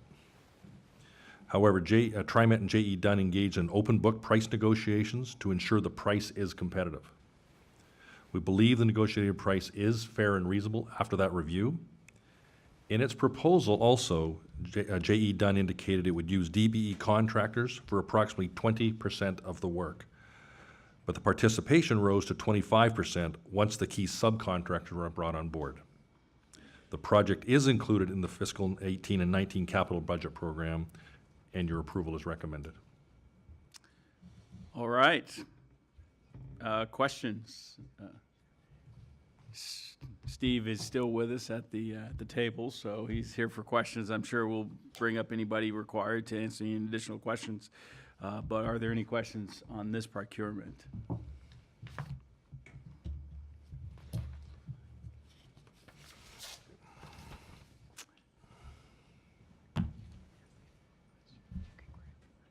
So I'm not hearing any questions on this project so far. I've got a question that I will pose in regards to the 7% difference. When it says the direct construction cost, reading that sentence, I sometimes would look at that and say, well, that's, is that 7% higher based on, right now construction is very hot, it's busy. There's a lot of construction going on. How does that compare to the construction management fee, or when we say direct cost, is that mostly, subs and materials and those types of things that we're seeing that escalation in cost in comparison to our fair cost estimate? Director Stovall, I have joining me today Dan Sosnowski, who's the project director for the Buildings Department. Excellent, thank you, Dan. So to your question, when we compared the direct construction cost to our consultant cost estimate, those two numbers were within 7%. Within this overall authority that we're asking for today, we actually have some of those things that Steve has talked about earlier today. Some of those risk and contingency buckets are within this 106 total authority. So when we go, so those are things that we've negotiated and set aside some money for in case some of the things happen that we've anticipated. If steel prices continue to go up and we haven't locked in all of those prices yet, if labor costs go up significantly more, if there's some environmental things that we haven't identified yet, because once we open the ground, there will be, there's always risk underground when you don't know what's there. So there are things in here that we don't have a direct cost comparison to, because they are risk buckets that we will compare at the time they occur. So when we talk about the direct construction costs, comparing those two, and those are within 7%, those are the actual things we know about today that we've agreed to. We also have gone through all of their general conditions and project management fees. Those are included in the direct construction cost for the project. So those aren't outside of that number we're talking about. Does that get to your question? That certainly, Okay. that certainly gets to the question. And so then, as you were just referencing, the idea that we can run into unforeseen circumstances, that's going to be included or addressed through our change order allowance, correct? Through a change order allowance, and we've set up some specific risk buckets Okay. for things that we have talked about with the contractor that are potentially could come up. The change order allowance that we've talked about here, this 5.9%, is for things we don't know about Correct, yet. we don't know about. Yeah, so we have a couple different buckets of contingency money. We have things we have an idea that might come up that we can address quickly through tapping those buckets. But we also have a contingency bucket, the change order allowance for things that nobody could contemplate at this moment. Okay, so the risk budget that you're referencing, that's not included in the numbers we're seeing here. It is, this is a comprehensive number for all of the risk items, all of our change order allowance, all of our project management, construction project management fees for the contractor. This is all in number, Got it. Okay, including our change order allowance, which you see there, which is that's just under 6%. all right, excellent. Just a quick question. When do we think this work can be completed by? Completed, well, that would be contingent upon when we can start. We are in, sorry, that's a little cheeky. We are in for permits right now with the city of Portland for our civil and demolition packages, working through that whole process. Following right behind that is our building permit process application. So we've been seeing some extended time periods with the city of Portland on permits, and we are ready to start as soon as we are permitted. We believe the construction period, the 2 phases of construction are approximately 37 months. Okay. It's because we're gonna do the first phase, which is actually a full completion of half the building, so we can actually operate out of it, is about an 18-month period. Okay. And then we'll demo the existing building and start on phase 2 of the final building, which is another approximately 18-month period. Wow. What I might add is the team's already been working on this. We've actually moved our paratransit facilities off, so it's on another location right now to stage to get ready for the physical construction work. So it's all part of a delayering while we still run the business, then build it up. So by 2021, it should be complete. Wow. Okay. So Yeah, what you have before you this is is one of those $100 things million. where we have to keep operations out of there for a reduced fleet because our other facilities are full. So working around an existing fleet and putting service on the street every day is a challenge. Right. And So this, when Zoom backs out to, although we're talking about the Powell facility individually right now, we have to zoom back out and look at the network. Right. And that's where the importance of the 4th bus facility fits Right. in. What can you do with what you've got before you knock it all down? So there's a whole orchestra going on while we move our fleet around to manage the rejuvenation and rebuilding of, this case, the Powell facility, while we do the 4th, and the next one moves accordingly. So it's a bit of a logistics orchestra that the public would not see. This photograph is before you, is one key chess move in the $100 million investment to get Powell ready to move on to the next facilities. Mr. President, any questions or comments on this resolution? Thank you. I guess I would just say again, here's a great example of who knew that, for example, tariffs might get in the way and increase the price of steel on a project. Yeah. And we have an agent working on our behalf, understanding our overall budget and working towards a common end to get this project done, to deal with the operational issues, but also deal with the cost pressures in a partnership way. So I think this is a good example of why this kind of alternative delivery can really work well for TriMet. And if I may have one little diversion to kind of go back to the previous question on the low bid exemption that the director had. One of the things that happened on this project, our designers were heading down a pathway for a structural sheathing system for the existing building and got a ways down the design. Our contractor came in and said, there's nobody in Portland that builds that today. So we would be trying something new in the Portland market.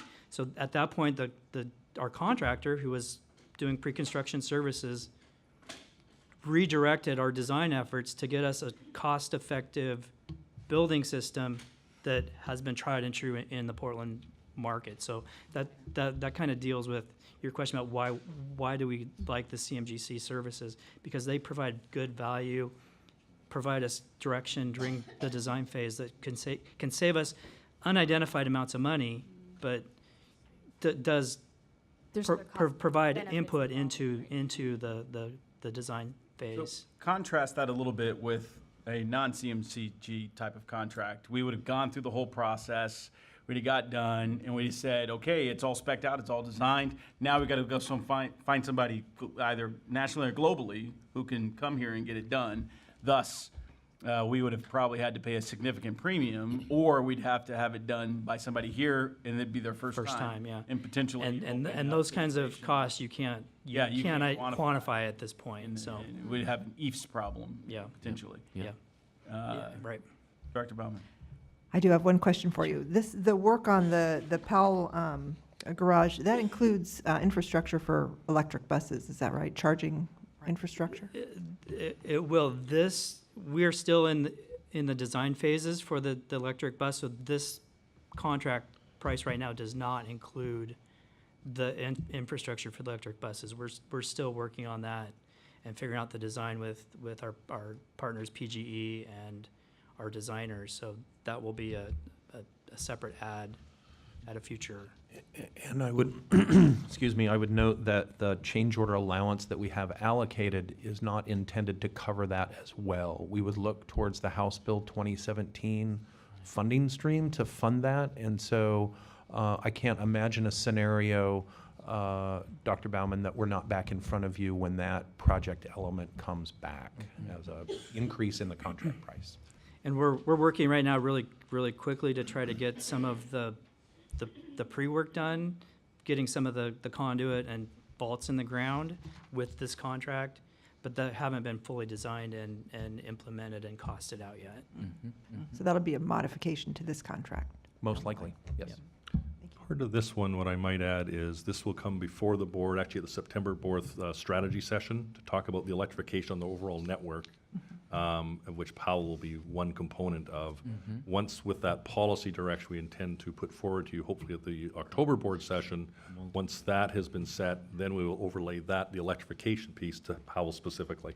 But we want to have the broader conversation around the trajectory of speed of getting to non-diesel type of energy approach, but it'll lead to, we're actually looking to change the fundamental energy platform of this organization. So this will be overlaid at that time and separately.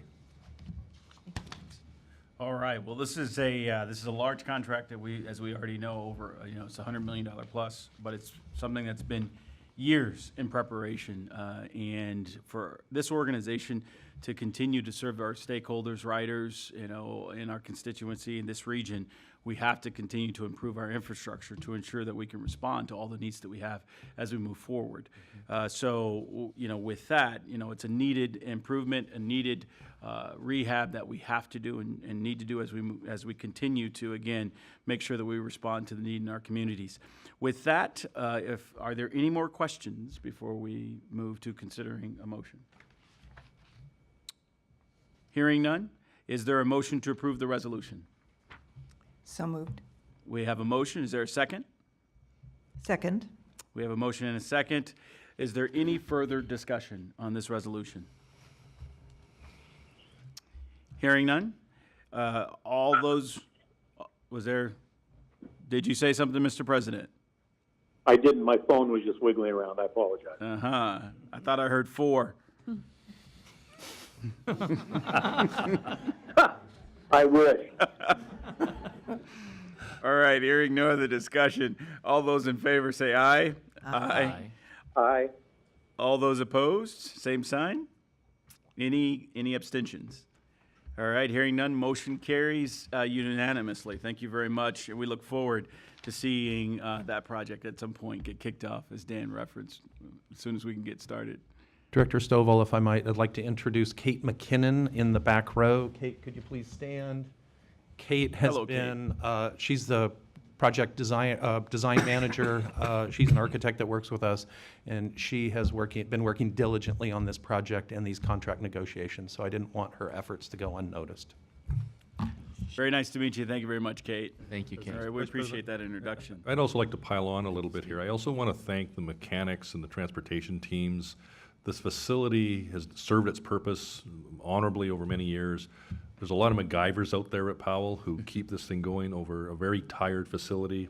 it needs, the rehab help, the rebuilding help. So I just really want to acknowledge them. They have to come up with a lot of creative solutions and workarounds where the facility and the demands of the facility are under significant stress. So not only is this a going forward, I just really want to acknowledge those who live and sweat and work in it every single day on everyone's behalf. So in addition to Kate, thank you.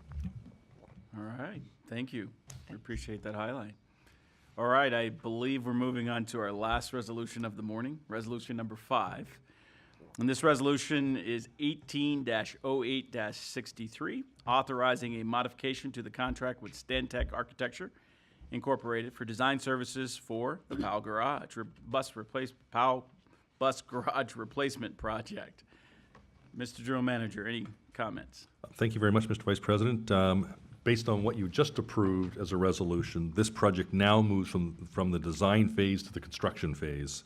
So previously, the board authorized the award contract to R&L Design in the amount of $4.9 million.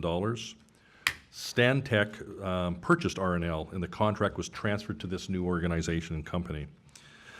The initial contract did not include funding for future design services for construction because at the time for the work could not be determined what it was. It's now estimated at $4.2 million as reflected in the contract before you today. The contract was procured through a competitive RFP process. In its proposal, R&L expected to achieve 27% DBE participation through its subcontractors. Currently, Stantec is achieving approximately 26% DBE participation. However, the work included in the proposal anticipates over 35% participation. Stantec's workforce diversity is 18% minority and 34% women.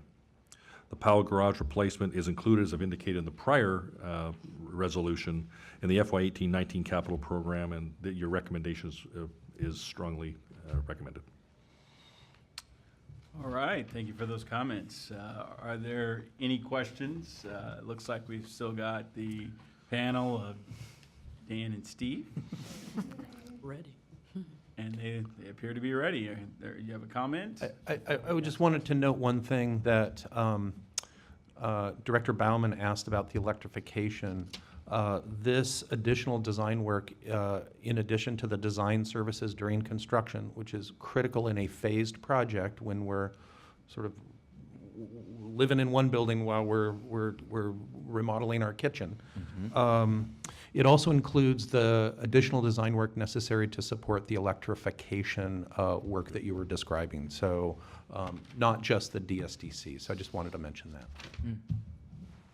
All right. What other questions do we have for the panel? And Just point of clarification in regards to the diversity and inclusion estimates. The 35% participation that's quoted as viable for the work component, is that referring to the construction side? This is just for the design and engineering. That's design. Yes, sir. Okay.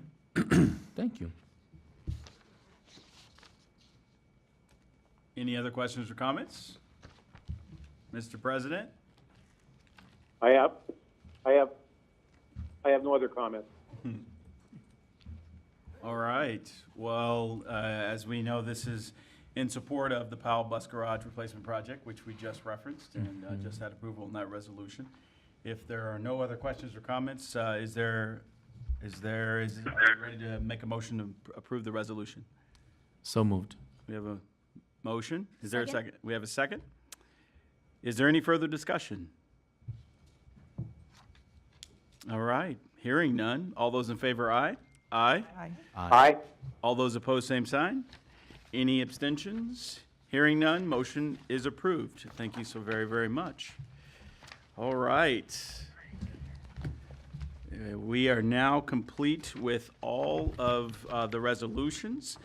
Do any of the board members have anything else that needs to come before the board at this point? All right, if there's no other business to come before the board, we'll adjourn this part of the meeting. And we have a board briefing, so let's take about a 10-minute break, because don't tell Mr. President Bruce this, but we are way early on today's meeting. We won't attribute that to anything I'm doing, But ultimately, we appreciate everybody. We appreciate the public coming in, the public comment, and the public forum. With that, we'll close the business meeting, and then we'll move again to the board briefing here in just a few moments. So we'll see you back in about 10 minutes.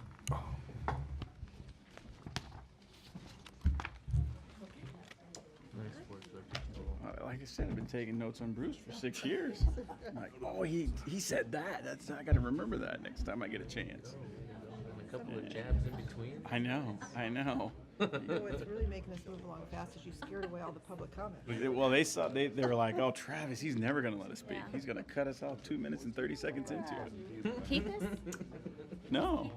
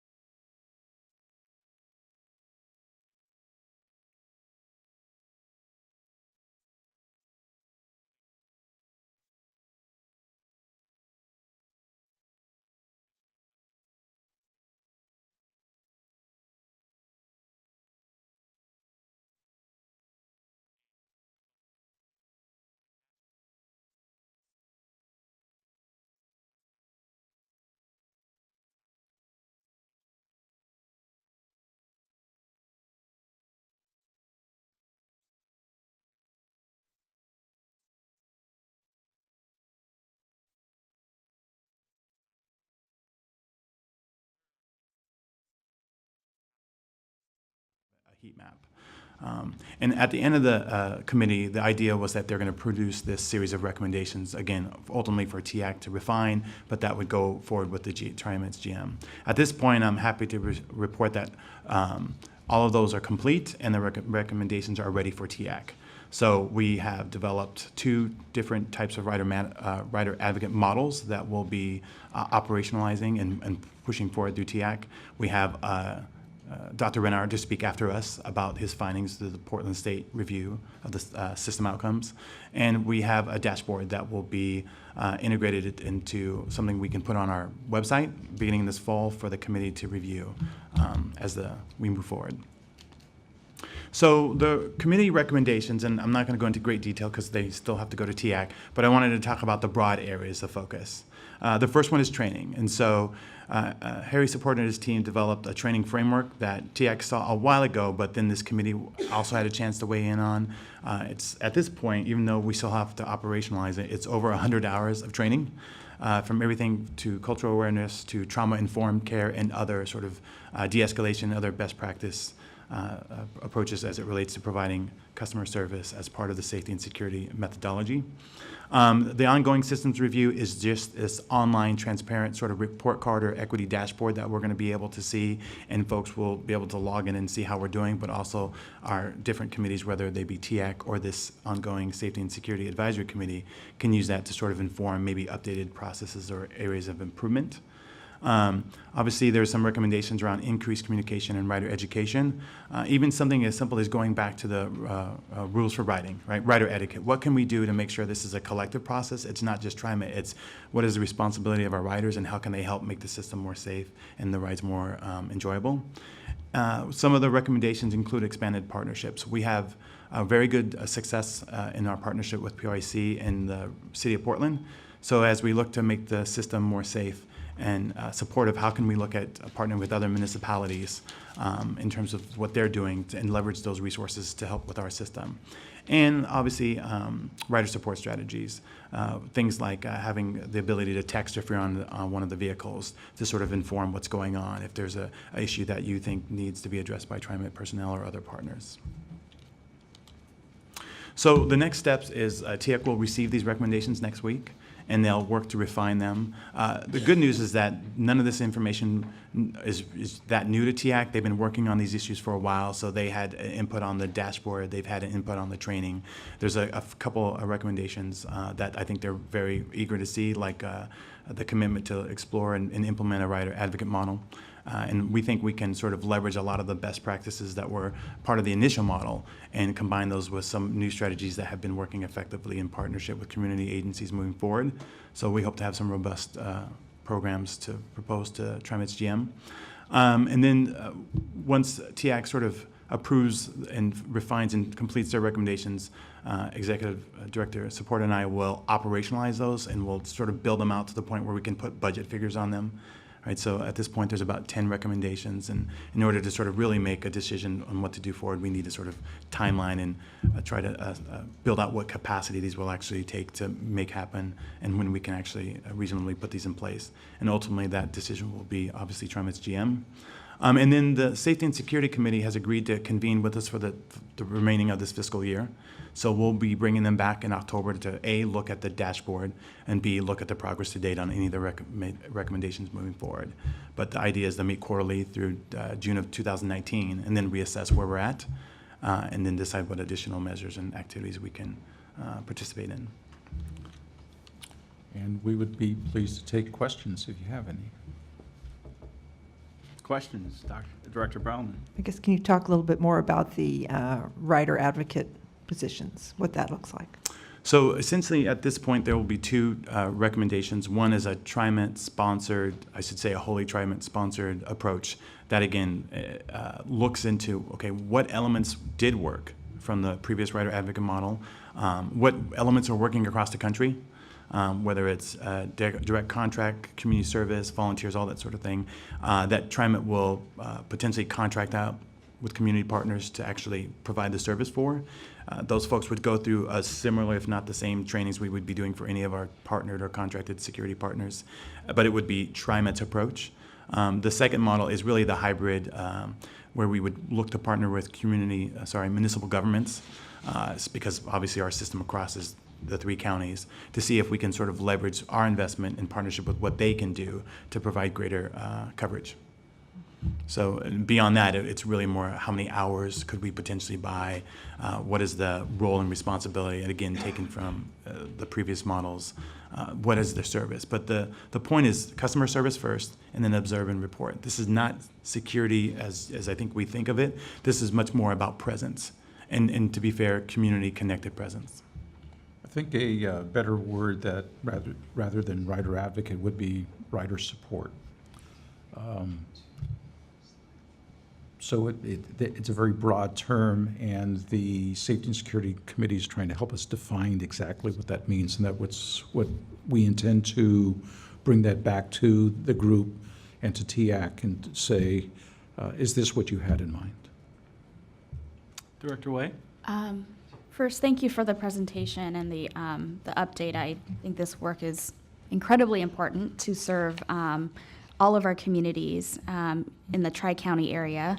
So I just have a question. One of my first questions is around the training. Mr. Gardner referenced the 100 hours of training. Can you talk a little bit more about who will be trained in terms of the agency, and what are some of the metrics that you hope to achieve with those trainings? Well, there are two primary groups. One is the rider support group in itself, and then the second group would be those that do any sort of code enforcement. And I guess there really is a third group, and that's all of the other field supervisory staff that would be out there. In terms of the metrics, that's still under discussion. Exactly what does that look like? And that's the discussion we're having with TIAC. Okay. Go ahead and then. Go ahead. There we go.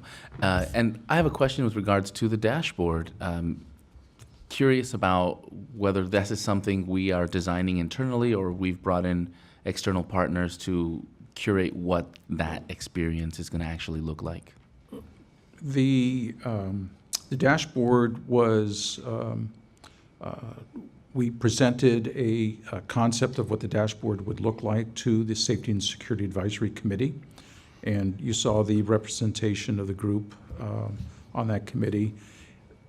They made decisions as to what they felt it looked like.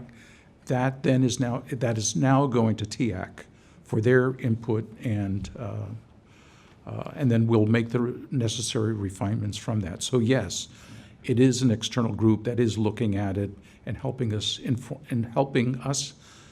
develop it even further. But we will also leverage, obviously, to make sure the look and feel is accessible, right? So it's well beyond and whether it's our tech staff or design staff, to make sure that this is something that people can sort of go through and walk through, and it's usable and sort of reader-friendly and also accessible in other languages. And I would say one of the elements, some of the information you'll hear from Dr. Renauer will be part of the dashboard in terms of some of the outcomes. Thank you. Director White, did you have a follow-up question? Yeah, sure. So first, I think it is very impressive that you were able to get over 20 organizations to be part of these committees. You know, I think their feedback is very valuable.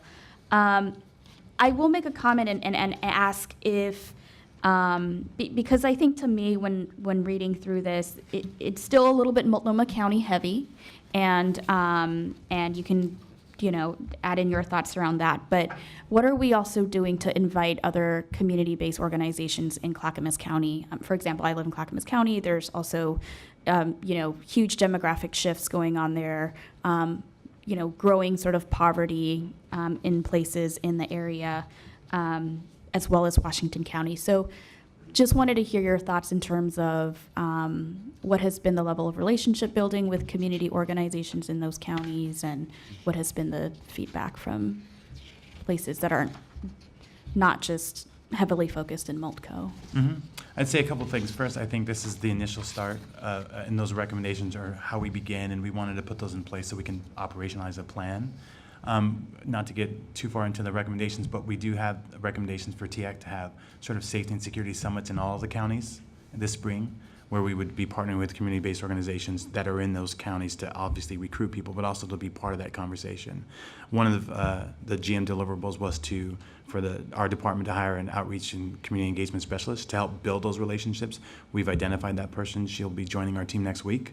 And so we're really excited how we can grow beyond the city of Portland, beyond Multnomah County and Clackamas, and especially Washington County, who don't have as many community-based organizations, to be honest, to sort of still work with those that exist and make sure we're getting that voice as part of this conversation as well.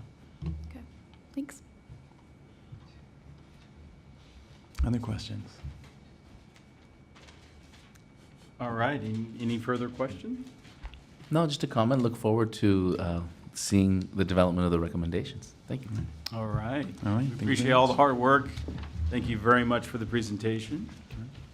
All right, we'll move on to our final presentation of the morning, and this is going to be the fair enforcement study. And we've got our presenters, Eric Van Hagen, who's our TriMet Senior Deputy General Counsel, and then, of course, John Gardner, referenced Dr. Renauer a couple of times. He is the Director of PSU's Criminal Justice Policy Research Institute. Good morning. Thank you. Just a few brief words of kind of context before I turn it over to Dr. Renauer. Back in 2016, in December 2016, I, along with several other individuals from TriMet, reported to the board in a briefing like this about our fair enforcement program. And one of the themes of that discussion was really the complexity of the fair enforcement issue. We talked about policies and procedures and training and equity and data analysis and policing and community engagement and enforcement models. And a big part of that was also the 2016 presentation delivered by Dr. Renauer, who's here with me today. And he had reviewed 2 years of fair enforcement actions and analyzed them for evidence of racial bias. And what he was really looking at was all of our fair enforcement action, which combines citations, exclusions, and warnings that we issue, but the vast majority of those are citations. And that report and the ensuing discussions spurred a number of different actions related to fair evasion that I think provide some context for how we got here today. But in that roughly year and a half since that December 2016 briefing, a lot has happened related to fairs and fair enforcement. We worked with the district attorneys in all 3 counties to stop the policy of arresting individuals for interfering with public transportation, a Class A misdemeanor if the only offense was fare evasion. We simplified the exclusion hearing process and made it easier for people to get a transit dependency modification to an exclusion. We launched the low-income fare program that you've heard about. We created new administrative options through working with the legislature and the board here for resolving fare evasion citations outside of the court system, but also included some enhanced penalties for repeat fare evaders, which you'll hear more about. And on the other side of the coin, this board has approved additional safety and security personnel to ensure that we have the right presence on the system through G4S and Portland Patrol. And one of the things that Dr. Renauer mentioned in 2016 is that agencies have to remain vigilant to ensure that the fair enforcement practices are fair and unbiased. And he, challenged us to continue to engage in the sort of data monitoring and policy reflection that goes with that. And so we took that message to heart, and in that spirit, we asked Dr. Renauer to once again come back and examine independently our fair enforcement data and to look at another 2-year data set to review that data for evidence of racial bias. Final note before I turn over to Dr. Renauer, as far as we know, only one other transit agency has ever looked in the United States has ever examined this issue in the form of a report in 2015 in Minneapolis. We're the only ones who have a fair evasion survey to compare that data to, which we think gives us better data and a more thorough and complete analysis. And we're the only transit agency to conduct this sort of a follow-up study to come back and continually monitoring that data. And so with that very brief background, I'll turn it over to Dr. Renauer. Well, thank you for having me, and thanks for this opportunity to work with TriMet once again. As was noted, this study is a follow-up to the 2016 report, and that report focused on 2 years of data from 2014 to 2016. This is an exact sort of 2-year replica of the most recent years, 2016 to 2018. I utilized the same methodology as I did in the 2016 report, and I'll talk about that here in a little bit. And the only real difference with this report is I provided some more in-depth examination of exclusions, looking at individuals, in particular persons who are repeat exclusion experiences. The analysis is designed to explore this concept or notion of disparity. And so the report provides a definition of disparity, and that is that the differences in enforcement outcomes between racial ethnic groups of riders that are based on an expectation of that group's likelihood of receiving a warning, citation, or exclusion. So we're trying to measure, first of all, we have to figure out what is that expectation that anybody is going to be stopped for a fare invasion incident on the max, and how does that potentially differ from race, ethnicities, and then we compare that expectation to the actual data of who was actually stopped and received a citation, warning, and exclusion. And so we're looking at what is that difference between that expectation and what actually did occur in these 2 years. There's some important guiding principles to my research that I think are important to understand. So I'm looking for these differences in that expectation and what actually occurred that are large enough, that meet a threshold that we could say that it's not due to random chance or some sort of measurement type of error, that those differences are large enough and meaningful that we would claim there's something noteworthy going on here that we should pay attention to, that we should perhaps examine with more depth and discussion and analysis. So if that threshold is reached, again, we can say that it's noteworthy, but what it really means, what's underlying those differences, this research can't fully get us there. It could be something with organizational policy and practices. Those differences might be driven by individual inspection officers. The differences could relate to racial, ethnic biases and profiling. So the differences tell us there's something going on here, but exactly what it is, we can't know without further in-depth analysis and discussion, et cetera. Also, I think it's important, my last point here in guiding principle is if we don't reach that threshold, which is a good thing, that there aren't these differences in how people are treated from what we would expect they would be treated. That doesn't mean that the agency should be any less vigilant in paying attention to these issues and ensuring equitable enforcement practices are occurring, and concerned that hidden biases that may not be representative in the data don't exist. So I see this as an ongoing issue, as Eric noted. And related to that, I'll also emphasize how unique it is that TriMet is really the only transportation agency in the country that's exploring this issue with this much depth and now consistency with this follow-up report. The data for my analysis, again, based on 2 years from March 2016 to 2018, that involved 48,060 fare enforcement incidents. And we're only focusing on the max. So this is light rail fare enforcement incidences. And I do sort of these two what I call baseline tests that explore what is the difference between what the actual data tells us and that expected likelihood of being engaged and involved in a fare enforcement incident. And we're utilizing a survey that TriMet has sponsored and has been ongoing since roughly 2011. And they have surveyors, third-party surveyors are going out with TriMet inspectors, and they do this yearly, and they're asking people for fare. If they don't have fare, or they're recording the race, ethnicity of that individual and the reasons why they may not have fare or improper fare. For this data, we're using the survey results from 2016, 17, and 18, and we sort of average them for each race, ethnic group who was being caught without paying the fare on the max. So this becomes our expectation. of who is likely to be caught without fare on the max.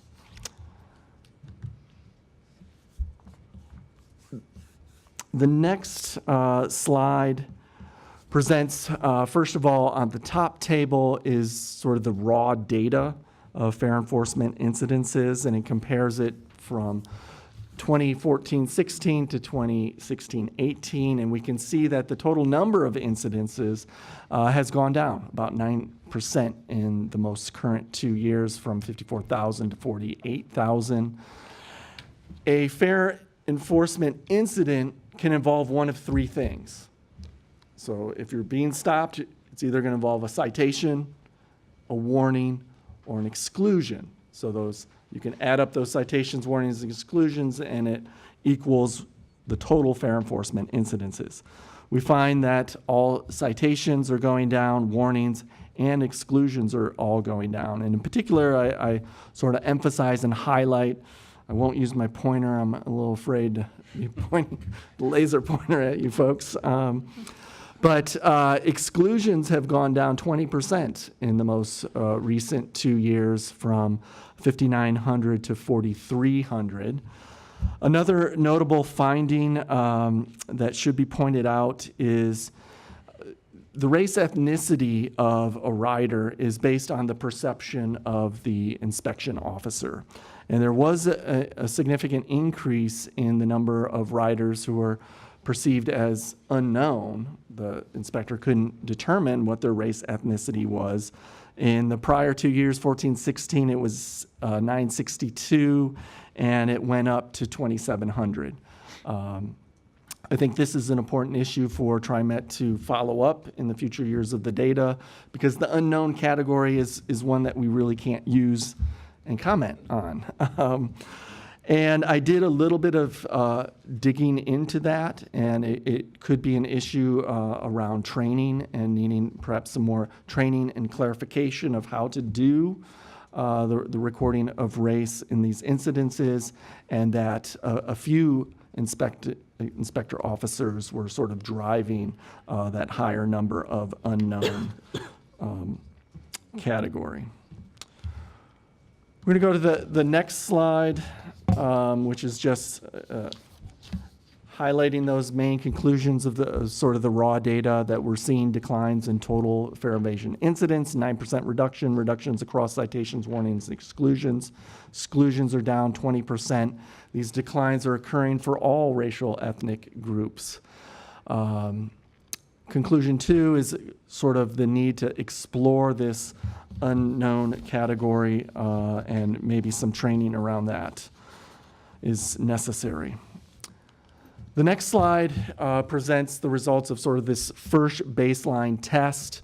The first column in that table, baseline percent evaders, those are the percentages based on that average of the 2016, 17, 18 fare evasion survey. So that survey, when they went out and asked riders if they had fare, and the surveyors are recording the perceived race of the riders, they found that 17% of fare evaders were African American, 61% of fare evaders in that survey were white, et cetera. And so then we compare that percentage to the actual percentage that racial ethnic group shows up in the fare enforcement data. And we're looking to see if there's a difference there. And if the difference is higher than 5%, and that's a threshold that's been utilized in racial profiling literature with police car stops that we're applying here, if it's higher than that 5%, that puts us in that noteworthy category where, hey, something's going on here we should pay attention to, we should look into it with a little more depth. And we find when we compare this first column based on the fare evasion survey to the actual data, we don't find any instances where that difference is higher than the 5%. So the differences between fare evasion survey results and enforcement outcomes are small and indicate little disparity across race, ethnicity. There is elevated exclusion rate for African Americans, which was noteworthy in the 2016 report, That difference has gone down in this report. It doesn't exceed the 5% threshold. It's at 4.3%. And that's something in this report I wanted to dig into a little bit deeper with some new analyses that I didn't do previously. So in general, the test one result for disparity, the results are good news in that none of the racial ethnic groups are above that threshold category of disparity.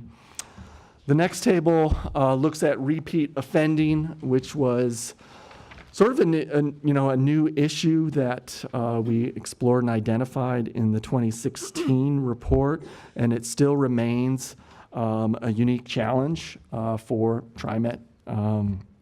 In that, if we look at all the individuals involved in a fair enforcement incident, and I had their last name and date of birth, and so I was able to, if those matched up, they were in there within that 2-year period. Anybody who was in there more than once, I call that a repeat fair evader.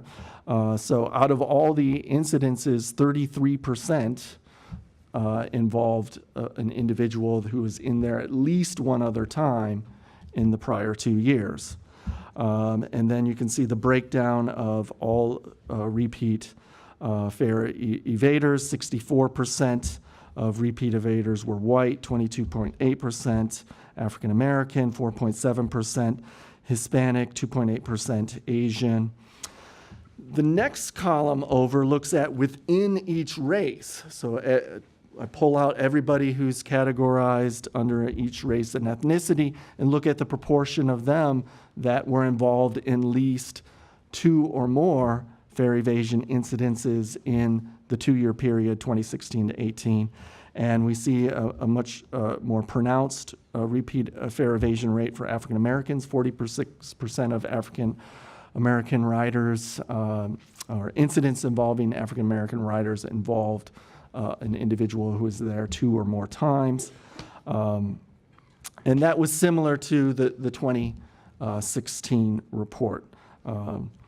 So again, once again, fair evasion, repeat fair evasion is a unique challenge, and it's a little more pronounced among African American riders. And that potentially leads into that elevated exclusion rate that we find for African American riders, which is explored in this next table. And this just looks at African American riders and white riders and pulling out people who were excluded. So among African Americans, there was 966 exclusions that involved an African American. And if you look at the number of persons involved in it, it was 732 persons, okay? And for white riders, there were 2,683 persons who were excluded in that 2-year period, 16 to 18. The next column over, I looked at persons who had 3 or more exclusions within 2 years. For African Americans, that was 56 persons. For whites, it was 142. And then we look at the proportion of African American exclusions that were due to those 56 people, or in the next column down, the 142 white individuals.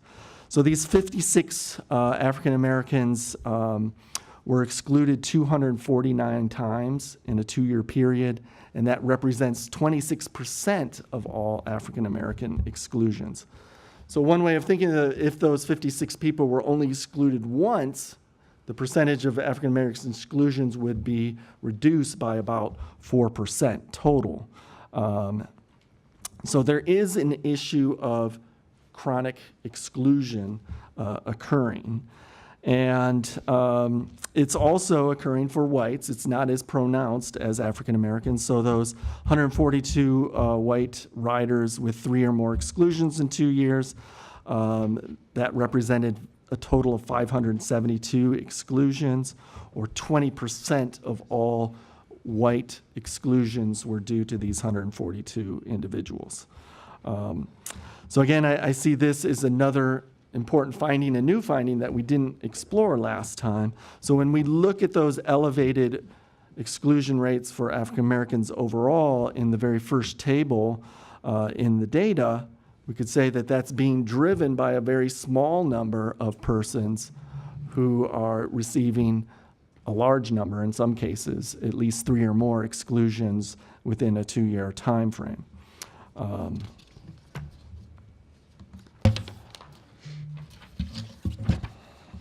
The next slide just breaks down exclusions by type. There's different reasons for why one can be excluded, and that's recorded in the data. The majority of the reasons why one is excluded is that it's fare related and repeat fare related, not paying fare multiple times over time. But other exclusion types could be prohibitive activities they're engaging in, prohibited misuse on the platform, criminal activity. The majority of those criminal activities was somebody who had a prior, was already excluded, and they were found on the TriMet. That makes up most of that criminal activity, and that's interfering with public transportation. Prohibited risks to security and order is another exclusion category. There wasn't much racial ethnic variation in these exclusion types at all to report. The next slide looks at the issue of geographic variation and stops. And so does there appear to be any particular stops that might be generating a much higher proportion of racial ethnic stops? And this table breaks down the locations where the 50% of all stops on the max occur at these, I think it's 10 locations listed in the table. And then it explores, are there any unique racial ethnic variations between people being stopped at these particular locations? And there really isn't. There isn't anything above that 5% threshold, or much larger percent differences to consider or be concerned about. The next slide involves the second baseline test to explore the possibility of whether disparity exists in fair enforcement outcomes. And this one's a little more sophisticated analysis. It uses what's called a logistic regression, and it's comparing each racial ethnic group to whites. So whites are considered the comparison group, so an analysis is run on African Americans compared to whites. Are African Americans more likely to receive a citation versus a warning compared to whites, and comparing each of those incidences? But it also then controls for other aspects that could relate to the likelihood of getting a citation or a warning. And some of those control variables is what they're called, is whether it was a male or female rider, whether the incident occurred at one of the top 5 max citation locations, and for the analysis of exclusions, whether the incident occurred at one of the top 5 exclusion locations, whether the incident involved one of the top 3 inspection officers, whether the incident occurred on a weekend, whether the violation was no proof of payment. And the 2 strongest factors related to whether one gets a citation or warning, and in Model 2, I look at whether you get a citation versus exclusion, is repeat citations or repeat exclusions. So the model also includes the number of citations that individual had within the 2-year period and the number of exclusion that individual had within the 2-year period. And so what we find, we have 2 models. The first model is looking at comparing these racial ethnic groups to whites on the likelihood of receiving a citation versus warning. And the second model, same comparison. Is there a difference between receiving an exclusion versus a citation? And the results didn't illustrate any significant findings or differences between races and ethnicities. The big one, the more important one we wanted to look at, because the elevated exclusion rate for African Americans, was it significantly higher than whites? controlling for these other factors, and the results note that it was not significant. And so again, that's good news in terms of not finding that noteworthy disparity. And my final slide here is really my concluding slide. And again, what I think is perhaps the most interesting, important issue to come out of this update to the research following the same methodology. But this time I kind of dug into what's driving exclusions is this notion of people who are chronic exclusions. Is it that these individuals are sort of becoming, regulars? So when they're on the MAX or on the MAX platform, inspection officers know who these people are, et cetera. And so I think there's some important policy discussions to be had around what to do with chronic exclusions, because continuing to cite them and exclude them doesn't seem to be solving the issue. So those are my final thoughts.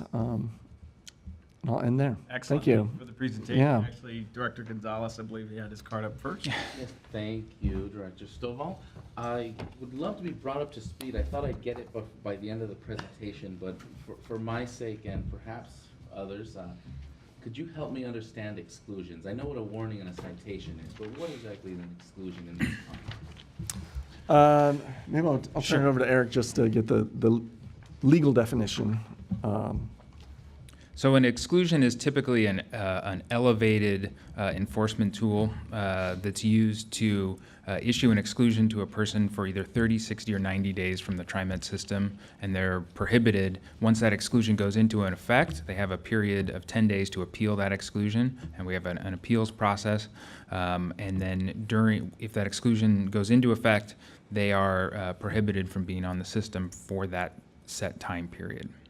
Thank you. Mm-hmm. Dr. Simmons. How many fare inspectors does TriMet have? Is Harry still here? I guess the point I'm trying to make, rather than the actual number, is it's significantly low. There are parts of the MAX line that you would never see a fare inspector. And so it's not a flaw of your research, but really a comment that as TriMet does more fare inspection in the future, you will maybe see this data skewed differently, because right now we're really not checking the fare of very many people. So it's really, the data you're providing is representative of the areas in which we historically have been checking fare, since we don't check fare in some parts of the system. So it's more realizing that this is, the data you had to work with is a very small subset of what I think we're going to find as an agency when we start enforcing fare throughout the whole MAX system. Maybe I can comment on this one. I totally agree with you. My experience in other transit agencies is our fare evasion here is too high. Right. Structurally, and we are underinvested. We look at Dallas, we look at other cities, not necessarily policing, but fair enforcement. I think those words are important. It's not a policing side. And we're, I think if you look at Dallas, for example, they got about 240 officers out on the system. We've got about 60. For somewhat of a similar size. Their dynamics are more longer-term commuting by nature. I think through the work of PPI, through other enforcement mechanisms that we're working on, I think low-income fare is going to contribute very positively to this. But we fundamentally, to me, fair is fair, is the sort of approach I look at. And I got this in my public discussions with people, town halls, saying, look, I pay, how come everybody else isn't paying? And you're right, I think this is part of a multi-step process that we are going to have to, and part of the surety of the system and the public confidence in it. So I agree with you. I think the data will shift once we get to new databases of a larger magnitude and fundamental. To me, this is part of the broader presence of the system including the customer service side of it as well. I think you're spot on. Well, and the other piece that I think would be interesting, but I don't think there's any way to get to it, is what proportion of our ridership it represents different ethnic minorities or whites. And so you can see the relationship of the population we serve based on the number of citations that are given. And I know we can't really get at that because we're an open system, and Correct. I don't know that any transit agency can get to that. Yeah, even on a closed system, it's a challenge. Fare evasion occurs on, I can give you examples where there's closed systems that have 6-7% fare evasion. Right. There's different ways to evade fare depending on the degree of risk you want to take personally to do it. But overlay, there is a higher human presence that is fundamentally too low in this, I would suggest, in this region compared to any other ones I've ever seen, actually. So I think you're spot on, and these will be further investments we need to make as an organization around public trust. Right. But balancing that with appropriateness on the system as well, and the overall experience. So just a quick follow-up observation on that specifically. We've seen a significant increase in our fare evasion numbers. Yeah. And it's interesting because we're seeing a notable decrease in our incidences. So you would think that there's might be some direct correlation between our fare evasion going up and our incidences going down potentially. I would just add for context, during this 2-year time period, we had 3 separate planned service disruptions as part of the work we were doing on the MAX system. Frequently that involves diverting staff who would otherwise be doing fare enforcement to helping customers and the bus bridges and everything that's associated with that heavy lift. So that may play a factor in the decrease in overall incidents. I just wanted to note that. Got it. Director Way, I believe you're up next. Yeah, so I guess this is a question back to the research by Professor Renauer. Thank you for all of the data and all the work that you've done, which is also just a question that I had around the number of riders that we have identified as minorities. So just curious as to why the fare enforcement, the data that was collected was also not mirrored with the percentage of riders who identify as non-whites. Was there a reason behind that, or because your data is, this is the data that we see in front of us, but we also know that TriMet collects data around the percentage of riders that are not identified as non-white, and if there are any correlations that could be made there. Well, again, my prior report included that figure, and basically for this analysis, the goal is to find what's the expected likelihood of somebody being stopped on the MAX or being engaged in a fare evasion incident. And if you don't have fare, that should be the primary likelihood of it. So just using the general population of riders wouldn't be as good a measure as the fare evasion survey. So the report kind of makes this argument that that's our best estimate of that expected likelihood of being stopped for fare evasion, having that incident recorded, as opposed to the general ridership survey that exists and is out there, which is better than the general population because not everybody rides the MAX. And I think that's getting at what you're talking about. So these percentages are going to be different because it's based on when these surveyors are walking around with the inspectors, who has fare and who doesn't, and they're only recording who doesn't have fare and their race, ethnicity of those individuals. And then when folks are getting surveyed, are they self-identifying their race, ethnicity, or is that what the enforcers are saying as, I talked to this person, they looked Asian, so I'm going to just mark Asian? What does that data collection look like when we're doing the surveys? For the surveys? Yes. The surveys, I believe, is also the surveyor's perception of the... So we're not asking folks who are taking transit what they're self-identifying. Someone is just assuming what they are. Yep, That's my Correct. understanding. Okay. how we're collecting that. Or that's how we're collecting the race. And is there a reason why we're not asking what folks want to be identified as? I don't know. We might want to check with the folks in our survey team who do that. I will say on the enforcement side, it is based on the perception of the individual citing officer, and that is what we're required by law to collect. House Bill 2777, which authorized the administrative process for fare evasion citation, requires the data collection, and the statute tells us that that data collection shall be based on the perception of the person issuing the citation. So that's the answer for the citation side. But I'd want to double check with our folks who do the survey. Yeah, I mean, I think the point that I want to make too is that, the fare enforcement officers, yes, their job is to see whether or not someone has paid the fare, but, as an agency representative, I would like to also see them being someone who the community, as particularly communities of color, can trust and build a relationship with, with our agency to know that, okay, I'm being asked these questions, I'm being quote unquote stopped, and that they're asking me whether or not I've paid or not. But I think there's also that relationship building and that customer service piece that General Manager Doug Kelsey has referenced to. And I think part of this is just sort of what is that initial interaction? Is it positive? Is it negative?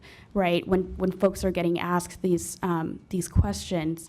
I think the other thing that I wanted to also just point out is what time of day are these surveys being administered, and are we also collecting age? So those are just some of the questions that I have.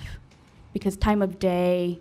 Yeah, I think those are great questions that I think some effort into really looking at because the survey process it provides this baseline, our litmus test for understanding disparities. So I would agree with you that putting some effort into really understanding, is this the best way to deliver and carry out the survey is a good project.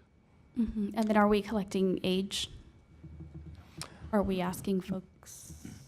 Not that I saw, no. Okay. We do collect that on the citation side because we get date of birth information from the person at the time of the citation. So from the citation side of things, we can Correct. collect that Yeah. data as well. Correct. Okay. I'd also just maybe add too that with the new administrative process for citations, and our fare enforcement staff are providing a lot more information to people, including about access to the low-income fare. And we've actually had a fair number of people sign up for the low-income fare and honored citizen program as a result of that interaction, which is where we want them to be. That's great. Sorry, and just one other thing is just around the piece around story collection. And again, back to building trust within community-based organizations, communities of color that has been historically disenfranchised. I think that is going to be also a very important part of the story that we're trying to tell when it comes to fare evasions, because, the person that is repeatedly offending, not paying on the max or whatever, it would be great to get their point of view in terms of what's the story behind that, right? We don't want to just victimize and criminalize poor folks, in particular, poor people of color, over and over again without the proper intervention or without the proper, customer service. So can you talk a little bit about when you're doing this research, every 2 years, or if we're trying to collect this data, how are we also building relationships with community-based organizations that are working with low-income, people of color? And are we collecting those stories? Are we collecting that qualitative data in addition to quantitative?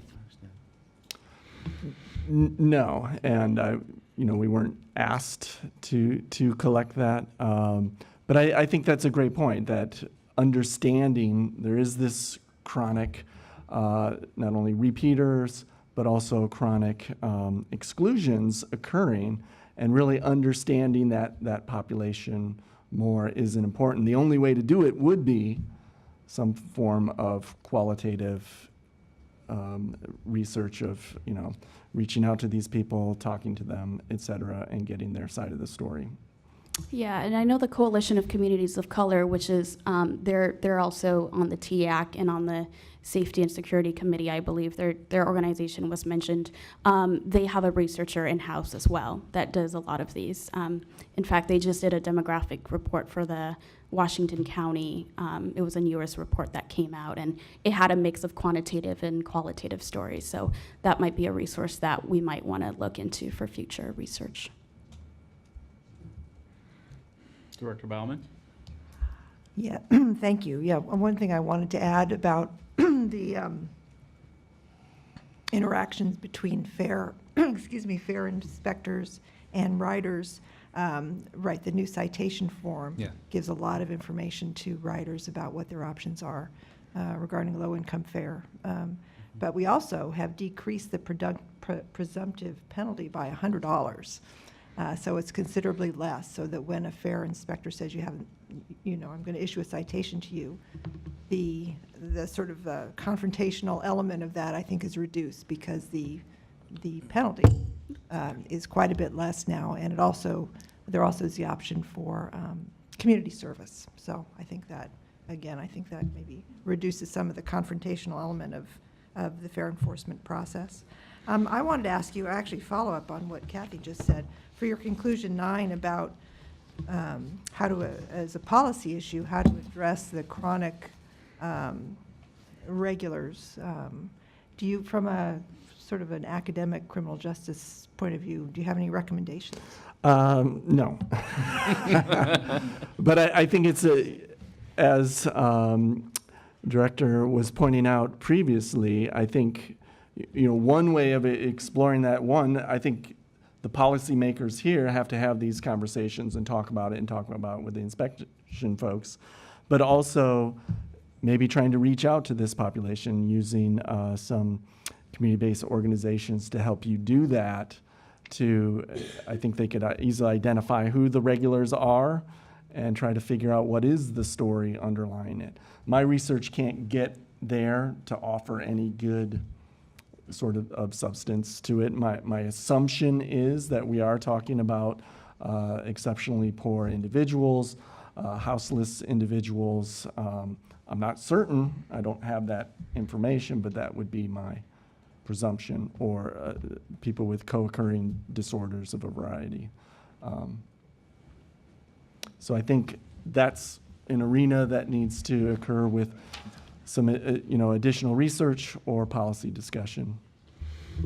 And so, unannounced, but just in order to answer some of the questions, so that is, again, one of the recommendations that the Safety and Security Advisory Committee is developed and will go to TIAC, is we're not the only organization that these customers or these riders are experiencing difficulties with. So we know by name who these folks are that have struggled over the previous years in terms of being able to pay fare, or why they were on the system and were excluded. So we think that by partnering with these other agencies, we can maybe have a targeted approach to serving them better, or at least connecting them to resources, so we don't oversubscribe our services to them, security, if it's not a security issue, but they're 7 times on the system. The other thing I want to address is we do, as part of the fare survey, we do ask, why don't you have fare? Right, so, and the number one issue is chance it, essentially. The cost of fare is the number 4 or 5. Right, so I think it's under 10% of the riders say I couldn't afford it. The vast majority of folks are evading fare because they're deciding to chance it. And so I think that'll be another product you receive over the next few months in terms of the annual fare survey results, but it really isn't that. And we've seen, like, is it the mobile, is it these other devices or whatnot, but it really is folks, so I think that'll be really helpful you to see. And I think we can show by the race as well, so, but yeah, so. And I'd only just add to Director Bauman's earlier point that anecdotally, at least early on, we have heard that this administrative option is very effective as a de-escalator in those interactions. They say, here's a $175 citation, but and then they step them through the different options, and including a reduced payment, including community service, and again, anecdotally, only about a month or so in, that is what we're hearing from our folks who are out issuing these citations, that it effectively helped to de-escalate that situation. Just a comment for the good of the order. Great conversation, and I simply wanted to recognize that though this study doesn't paint the complete picture, we still have some desire left for being able to capture information a little bit better. And as enforcement, the expectation of enforcement might become a little bit more normalized. There's areas to improve there. I see a lot of opportunity in our community engagement efforts through the Security Committee. In regards to setting the expectation for etiquette, I think this is one other extension as we reach out to our community partners to understand that even in the enforcement of fare evasion, the idea here is not to penalize as much as to ensure that there is a fairness in fare equity, as well as people are seeing that there's a channel for us to understand what is preventing them from providing that fare, so that we can learn better how to serve them. So I think that there's a couple of steps moving in the direction of us getting a better snapshot of evasion, as well as what sort of resources we might be able to supplement those folks who are truly in a constraint from being able to comply with fare requirements. All right. Well, thank everyone for all the work that we've done. I've got just a quick question as a follow-up in regards to, first, a quick comment. First and foremost, I think this is extremely important as we continue to be the service provider of transit in this community, in this region. This information helps us ensure that we don't have any disparate outcomes against any specific race or ethnicity.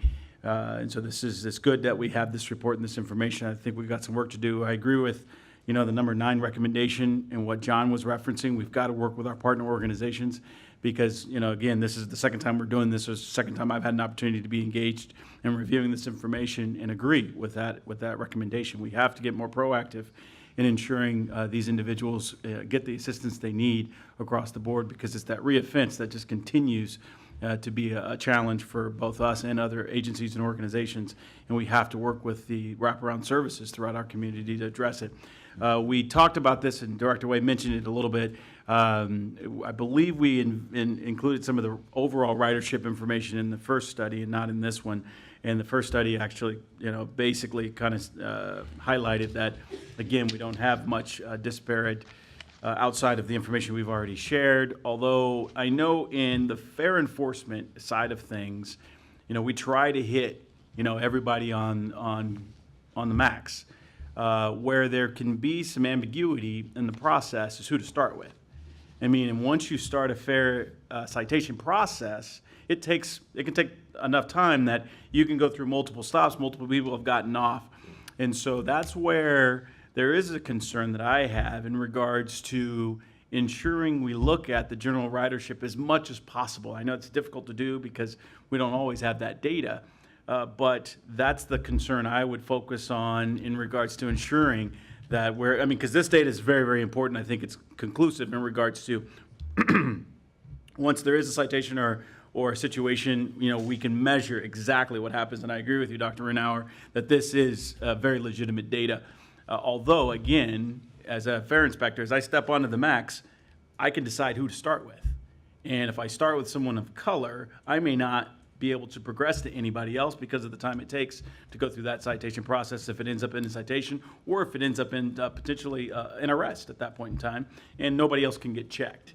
And so I don't have that data. I'm not coming at this perspective, saying that I absolutely know this. That is not the case, but it is something that has not been answered with this information. And so with that, again, that's an area that we need to just continue to improve. And I know Harry stepped back in to the room during the conversation, and so certainly that's something from the safety and security side of things we have to be cognizant about, that there still could be some type of bias as a fare inspector enters the MAX train and who they start with in regards to that process. So as we look at the opportunities there we have for just continuous improvement, I'd say we need to also be addressing that issue as we continue these efforts with the fair evasion in that perspective. Yeah, training is good, but is there an opportunity to ensure that we can do it more uniformly? When you get on, you start with this seat regardless of and then you go throughout in a very systematic process rather than self-choice. So with that, are there any final questions? No questions. Just want to thank you, Dr. Renauer, for the efforts in crunching this data and providing it to us. Yeah, this is, as I referenced, is extremely helpful, having this information and the confidence that we're really working towards a better overall fair evasion system. Yeah, I just want to offer my thanks as well. This is the first time that I'm seeing this data, and I think, again, this is part of the larger conversation around our ridership in general and how do we best serve folks who are riding our transit system. So, thank you. Excellent, thank you. And thank you, everybody, for coming to the TriMet board meeting today and the board briefing. With that, I believe we are all finished, unless there's anything else we'd like to bring in front of the board for a briefing. We are complete. Thank you all very much. Excellent, thank you.